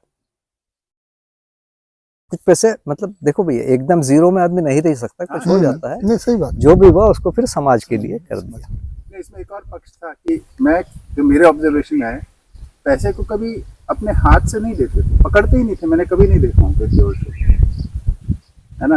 आप ही को बोलते थे जब आप होते थे, या अम्मा दीदी को। वो तो बिना पैसे के ही चलते थे, हम लोग रखते थे तो पैसा रखते। वो तो मेरे ख्याल से परंपरागत भी एक आता है ना, जो एक आयु के बाद नहीं करते हैं। वो नहीं करते हैं, ऐसा एक। वैसे मेरे को भी वही लगता के बारे में, और वो सब एक चला आता है। पर उनको पैसे से वैसी घृणा, वैसा घृणा भी नहीं थी, पर एक मेरे ख्याल से, क्योंकि वो उस परंपरा से भी आए थे, है ना, साधना पद्धति से। देखिए जैसे बाबा जी का कुल्ला करने का तरीका है, हाँ। क्या अनुभव के बाद उसको बदले होंगे? नहीं बदले। वो तो माँ ने जो सिखा दिया वो चलता रहेगा।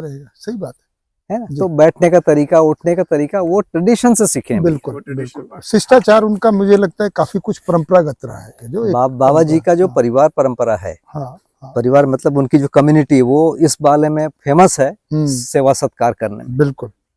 और बाबा जी का परिवार जैसे 2 और परिवार थे जो सबको सेवा करते थे, घर में रुकाते थे, तो वो सब अभ्यास में आ गया। बिल्कुल, बहुत बढ़िया। तो मैं भी पहले सोचता था कि अनुभव से ये सब चेंज किए हैं क्या। मुझे लगता है कि नहीं, उठना बैठना खाना पीना ये सब नहीं चेंज किया, खाने का स्टाइल वही था।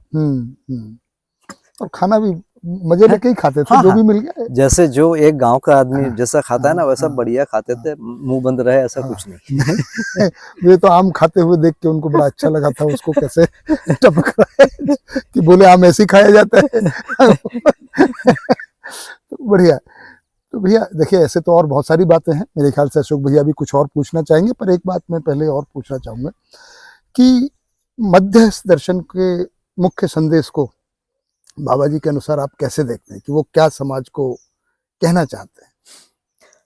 3 पीढ़ी न्यूनतम 3 पीढ़ी के परिवार व्यवस्था में जीते हुए एक मनुष्य को अनुभव हो सकता है, उसको प्रमाणित कर सकता है। ये उनका स्मेल लाइन। बहुत सुंदर। तो यहाँ से ये बात निकल के आती है कि ये उनका मुख्य संदेश है, और ये उन्होंने मध्यस्थ दर्शन के माध्यम से दिया है। और आपने तो जैसे शुरू में बताया, कुछ थोड़े से परंपरा के दर्शन भी पढ़े हैं, है ना, कुछ वेस्टर्न फिलोसॉफीज को भी आपने पढ़ा है। तो मध्यस्थ दर्शन को आप अन्य दर्शनों की तुलना में, है ना, कैसे देखते हैं? मतलब मुख्य बिंदुओं पे अगर आपने अपना निष्कर्ष बनाए होंगे। देखिए, सभी दर्शन मानते हैं कि शरीर की मृत्यु होती है, कोई चीज बचा रहता है। ये मैं भारत के 8 दर्शन की बात कर रहा हूँ। जी जी। 6 दर्शन इनके सनातनियों के, और बौद्ध और जैन है। जैन ये सब बराबर पावरफुल हैं, बराबर लोकप्रिय हैं, बराबर लोगों ने इस पर समय लगाया है जी। उसको इतना गहरा मानते हैं विद्वान। इन 8 में एक बात हर लिखा हुआ है कि शरीर की मृत्यु के बाद कोई चीज बची रहती है, उसकी कोई अग्रिम गति है, उसका नाम मोक्ष। तो समानता यह है कि बाबा जी भी मानते हैं, मध्यस्थ दर्शन भी मानता है कि शरीर की मृत्यु होती है, उसके बाद कोई चीज बची रहती है जिसकी अग्रिम गति होती है, जिसका नाम मोक्ष। मोक्ष के क्वालिटी को लेकर अलग है ना। वो चीज जो निकल जाती है वो क्या है, उसके बारे में कहीं स्पष्टता नहीं है, सब बोल रहे हैं। इसको उन्होंने बोल दिया गठनपूर्ण परमात्मा। 2, तीसरा, कोई वस्तु है इस जीवन से भी ज्यादा पावरफुल। इसको लोगों ने अलग अलग नाम से बोला, हालांकि बौद्ध और जैन यहाँ पे आप जीवन वो गठनपूर्ण परमाणु को ही कह रहे हैं। मध्यस्थ दर्शन वाले तो मध्यस्थ दर्शन वाले जीवन गठनपूर्ण परमाणु। बौद्ध और जैन ने बहुत साफ साफ ईश्वर के बारे में नहीं कहा, है ना। कई लोग मानते हैं कि कहा है, कई लोग मानते हैं कि छुप के कहा, मतलब प्रच्छन्न रूप से कहा है, कई लोग मानते हैं कि विरोध किया। छोड़िए, उधर नहीं जाता हूँ। इन्होंने माना है, सनातनियों ने, और बाकी अब्राहमिक फिलोसॉफी में भी माना है कोई और पावरफुल चीज। तो वो चीज क्या है, इसको बाबा जी बहुत स्पष्टता से बताने योग्य हुए मध्यस्थ दर्शन में। ये व्यापक वस्तु जो स्पेस है उसके बारे में, और उसकी बहुत सारी क्वालिटीज बताए। तो ये मुख्य अंतर है। तीसरा, ये 8 दर्शन में कहीं भी परिवार के बारे में, समाज के बारे में, व्यवस्था के बारे में एक लाइन नहीं, एक लाइन नहीं। इन्होंने पूरा उसी को लेके बुन के बनाया है। हम्म। एक लाइन उन्होंने नहीं लिखा। बहुत सुंदर। तो एक्चुअली वेद में जो आया है कि 4 पुरुषार्थ हैं, धर्म अर्थ काम मोक्ष। चारों दर्शन ने 8 दर्शन ने ये माना यदि मोक्ष ही लक्ष्य है तो इनको छोड़ो ना यार, बाकी को सीधा मोक्ष पाओ। तो इन्होंने मोक्ष के लिए प्रयास शुरू किया सीधा। इसीलिए इन्होंने धर्म के बारे में, अर्थ के बारे में, काम के बारे में कुछ लिखा ही नहीं। वेद ने फिर भी लिखा है कि भाई धर्म चाहिए, अर्थ भी चाहिए, काम भी चाहिए और मोक्ष भी चाहिए। इन्होंने उसको भी छोड़ दिया दर्शनों ने। बहुत बढ़िया। अशोक भैया, आप और कुछ भैया से और कुछ पूछना चाहिए? हाँ, मैं जरा फॉर्मुलेट करना आप करिए आगे। अच्छा, मैं फिर बात करता हूँ। तो भैया जैसे ये आप कह रहे हैं कि है ना, मोक्ष की बात परंपरा में कही, बाबा जी ने उसको बहुत स्पष्ट कर दिया है ना, कि एक तो आत्मा क्या है इसका स्पष्टता नहीं है, मुझे भी ऐसा ही लगा। और जीवन गठनपूर्ण परमाणु है, जो चीज निरंतर है, शरीर मर जाता है, जो बनी ही रहती है ऐसा, और उसकी अंतिम गति मोक्ष है। पर मोक्ष को डिफाइन कर दिया, भ्रम से मुक्ति होना, अनुभव होना। तो आप देखिए, हम तो आप we look forward to you kind of, कि आप इतने समय से बाबा जी के साथ रहे हैं, आप अपनी स्थिति को किस तरह से पाते हैं और आगे, मतलब इसको मैं 2 साथ जोड़ूंगा, या इसको दूसरे सवाल को अगली बार पूछ लूंगा, कि पहले इस पे फोकस कर लेते हैं कि अभियान की गति को आप आगे कैसे देखते हैं, है ना। तो मैं 2 प्रश्नों में करूंगा इसको। पहले अपने व्यक्तिगत, क्योंकि हम सब अनुभव को लक्ष्य मान के चल रहे हैं, है ना, और ये परिचय शिविर में अध्ययन कराते हुए नए शिविरार्थी आते हैं, उनके हमसे भी प्रश्न आते हैं कि भैया आप बड़ा बोलते हो कि जीवन क्रिया में साक्षात्कार, बोध, अनुभव लक्ष्य है, अनुभव के अर्थ में, है ना। तो इसको आप कैसे देखते हैं? इसके साथ में एक और जोड़ देता हूं कि देखिए, बाबा जी को जो अनुभव हुआ वो हुआ परंपरागत विधि से, है ना, साधना, संयम, समाधि, और उन्होंने अध्ययन विधि को बताया है ना। और अभी हम ऐसा मान रहे हैं कि भाई अध्ययन विधि से अनुभव होना है ना, अभी अपेक्षित भी है कि सभी सर्वमान्य द्वारा हो जाए। इसको जोड़ के आप कैसे देखते हैं? तो अभियान की गति को थोड़ा सा अलग रखेंगे, पहले अध्ययन विधि, अनुभव और अपनी स्थिति को जोड़ते हुए आप जो आप बताना चाहें। एक तो भैया बाबा जी जाने शरीर छोड़ के चले गए जी, उसके बाद मुझे बहुत ज्यादा प्रभाव पड़ना था जी। देखो, मैं तो एक प्रकार से उन्हीं पर पूरी तरह हर प्रकार से डिपेंडेंट था। जी, जी। मुझे उसका कोई भी नेगेटिव प्रभाव नहीं पड़ा, ऐसा मेरे को लगता है। देखो, हो सकता है 5 साल के बाद मेरे स्टेटमेंट बदल जाए, मेरे को आज तक ऐसा लगता है कि नहीं, ऐसा नहीं पड़ा। दूसरा, ऐसा नहीं लगता कि बाबा जी होते तो मैं उनसे कुछ पूछ लेता, मेरे को उनकी वैसी कमी नहीं महसूस होती पूछने वाली। तो ये 2 चीज तो मैं मानूंगा कि बहुत अच्छी स्थिति जी।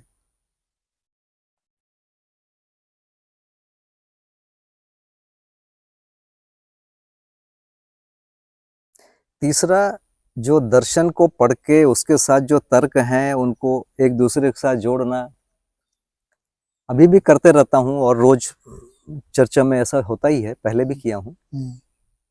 तो ऐसा लगता है कि उसका एक स्टेज आ गया है, अब इसको यदि मैं रोज 10-20 घंटा भी करूं तो भी मेरी गति नहीं बढ़ेगी, अनुभव की दिशा में नहीं बढ़ पाऊंगा, ऐसा लगता है जी। किस में आगे बढ़ेगी? तो मुझे लगता है कि अब केवल व्यवहारिक प्रक्रिया में मेरा जाना, काम करना ही जरूरी है। कि आप आए हैं तो आपको मैं जो मुंह से बोल रहा हूँ और मेरे जीवन में जो भाव है, दोनों में एक रूपता है या भिन्नता है, ऐसा मुख्य मेरे कार्यक्रम में अभी है। और मैं अभी व्यवहारिक रूप से ही अपने आप को देखने की या उसमें ठीक करने की कोशिश में लगा हुआ हूँ। जिसको कहते हैं तर्क से आगे की यात्रा, एक तरह से शब्द से अर्थ से आगे की यात्रा, ऐसा। कुछ लोग तर्क से आगे बोलेंगे, कुछ लोग तर्क से पीछे की बोलेंगे। अच्छा, ठीक है। मुझे जो पकड़ में आया, मैंने सोचा आपसे बढ़िया, आपका उदारता है। अच्छा। तो मैं अभी इसी विधि में देख रहा हूँ कि इसी विधि में मेरी उन्नति होगी। उन्नति होगी माने अनुभव का रास्ता यहीं से खुलेगा। दूसरा, आपने बोला कि जो अभी लोग जो कर रहे हैं उसमें क्या गति है ना, अभियान को लेकर।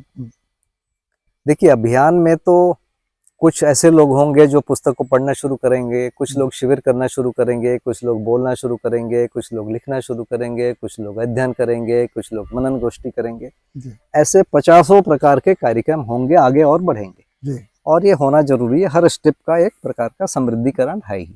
जी मैं भी वो सब करके ही आया हूँ, और इसके ऊपर आज मुझे लगता है कि व्यवहारिक जो प्रक्रिया है वो अधिक महत्वपूर्ण जी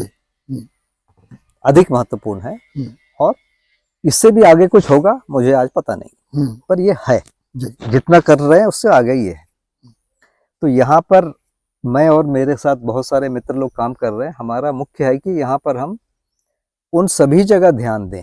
जी मैं एक बात 100% कन्फर्म हूँ कि मध्यस्थ दर्शन पढ़ते पढ़ते अनुभव नहीं होगा, मध्यस्थ दर्शन सोचते सोचते अनुभव नहीं होगा, जी बोलते बोलते अनुभव नहीं होगा। अनुभव होगा कैसे? व्यवसाय, व्यवहार, विचार तीनों करते करते अनुभव होगा। तो यहाँ जो स्टूडेंट्स आते हैं मानव तीर्थ में, हम उनको शिक्षा में, स्वास्थ्य में, उत्पादन में, विनिमय में, सेवा में, व्यवस्था के दिन भर बिजी रहने के लिए प्रेरणा भी देते हैं, और वो लोग हमारी आकांक्षा इच्छा से ज्यादा उसमें बिजी। जी तो मेरा इतना सोचना। बहुत सुंदर भैया। अशोक भैया कुछ आया ध्यान? भैया ये इसका जो कॉन्टेक्स्ट है वो ये है कि मेधस और जीवन वाला, क्योंकि बाबा जी अनुभव संपन्न व्यक्ति थे, है ना, दिव्य चेतना संपन्न व्यक्ति थे, मेरी स्वीकृति तो ऐसी ही है। तो उनके जो आखिरी 2-3 वर्ष थे उसमें शरीर साथ देना बंद कर चुका था। उस स्थिति में आपकी क्या ऑब्जर्वेशन रही इन मुद्दों पर? देखिए, मेरे को पहले ऐसा लगता था कि ये जो जीवन और मेधस है वो दिव्य मानव के लिए मेधस वेधस कुछ नहीं जीवन ही सब कुछ करेगा, है ना। एक बार उनको कुछ सांस फूलने जैसा कुछ हुआ, मतलब कुछ भी, है ना, कई साल पहले की बात बता रहा हूँ। तो उन्होंने वो कमरे में जाके लेट गए, मेरे को बोले कि तुम यहाँ बैठो। मेरे को थोड़ा अजीब लगा। बोले दिव्य मानव को यार क्या जरूरत है किसी की, हम क्या कर लेंगे, है ना, इस रूप में अजीब लगा। जी जी। तो उस समय मुझे अजीब लगा, मैं थोड़ी देर बैठा भी रहा, फिर चला भी गया। मैं उसको गंभीरता से ले ही नहीं पाता था। जैसे बाबा जी बोलते थक गया हूँ, उसको मैं कभी गंभीरता से नहीं लिया कि जीवन थकेगा कैसे ये मेरी कमी है। वो कुछ बोल रहे हैं, मैं सुनना ही नहीं चाहता, है ना। तो लेकिन जब बीमार हुए, उसके बाद जब ब्रेन स्ट्रोक आ गया, उसके बाद मुझे फाइनली समझ में आने लग गया कि भाई मैं कंप्यूटर में ए दबाऊं और यदि बी टाइप हो जाए तो मैं लेटर लिखूंगा कैसे।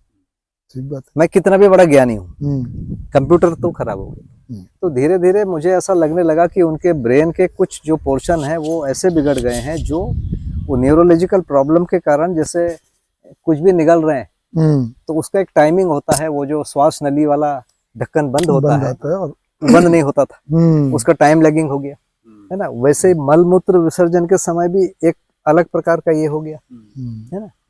ये मेरे को चूंकि स्वास्थ्य विधा से जुड़ा रहा इसलिए का अनुमान बना। मैं ये नहीं दावा करता कि मैं जानता हूँ, पर ये दोनों मुझे बहुत स्पष्ट हुए। फिर लोगों ने बाद में बोला कि चलो एंडोस्कोपी कर लो। बाबा जी पहले मना करते रहे, फिर उन्होंने हाँ बोल दिया। मेरे को पता था कि कुछ नहीं मिलेगा। फाइनली डॉक्टर ने भी यही बोला कि न्यूरोलॉजिकल प्रॉब्लम है, कुछ नहीं। तो इसमें मुझे लगता है कि वही जो शुरू के 3 साल मैं बाबा जी से अलग रहा, 91 से लेकर 94, उसमें कुछ मेरा अपने आप में हुआ कुछ, है ना। उसके बाद 20 साल मान लीजिए कि उनके साथ रहा। उसके बाद 2 साल जो है उनके शरीर बीमार की कंडीशन में रहा, मुख्य सेवा के रूप में रहा। मुझे लगता है कि इन तीनों जगह मैंने कम नहीं सीखा, सीखा या समझा, जो भी बोलिए। उसके बाद बाबा जी के बिना मैं 3.5 साल करीब अमरकंटक रहा। बाबा जी नहीं है सशरीर। उसके बाद यहाँ लगभग 5.5 पौने 6 साल रह लिया। मेरे को लगता है कि यहाँ भी मैंने उससे आगे वाला ही पाया। बाबा जी जब नहीं थे वहां भी आगे वाला पाया। तो बाबा जी क्या बोल रहे हैं और हम क्या रिसीव करेंगे, हमारी पात्रता योग्यता पर निर्भर करता है जी। तो मुझे एक भी क्षण ऐसा नहीं लगा मेरी पात्रता योग्यता कम हुई है। मैं बाबा जी को समझ पाया उस पीरियड में जब उनका शरीर खराब था। तो मेरा मेधस और जीवन वाला जो है कॉन्सेप्ट और ज़्यादा क्लियर हुआ। क्लियर हुआ। पहले वो मुंह से बोलते तो शायद मेरे को समझ में नहीं आता, मुझे समझ में ही नहीं आता, हम मानते ही नहीं, मैं मान ही नहीं रहा था ना पहले।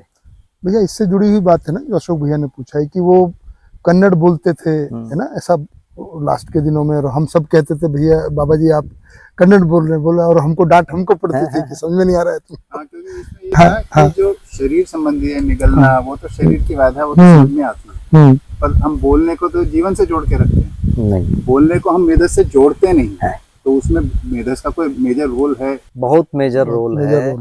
उनको यही पता नहीं चल रहा है वो कौन सा लैंग्वेज बोले, लेकिन लैंग्वेज में क्या बोल रहे हैं वो जब टेस्ट करते थे तो वही बोल रहे थे सही, हाँ भाव वही है, लेकिन वो किस लैंग्वेज में बोल रहे हैं, क्योंकि मेरे जैसे जीवन में मेधस से मैं 3 लैंग्वेज बोल सकता हूँ, लेकिन मैं कौन सा को स्विच ऑन किया मुझे ही पता नहीं चल रहा है। ये उनकी स्थिति हो गई। मतलब भाव जीवन में होता है, भाषा में तो फिर मेधस का योगदान होता है। तो कौन सा स्विच दबाना है वो दबा नहीं पा रहे हैं, या किसी को दबा रहे हैं कुछ और दब जा रहा है, कुछ और स्टार्ट हो गया, ये हो रहा है। वो इंटर कनेक्शन हो गए थे, जी है ना, जो शॉर्ट सर्किट या कुछ भी आप बोलिए। तो वो समय ने तो बहुत कुछ मुझे बताया। बहुत बढ़िया भैया, आपके साथ तो हमेशा ही बात करके बहुत सुंदर लगता है, बहुत बढ़िया लगता है, बहुत कुछ समझने को सीखने को मिलता है।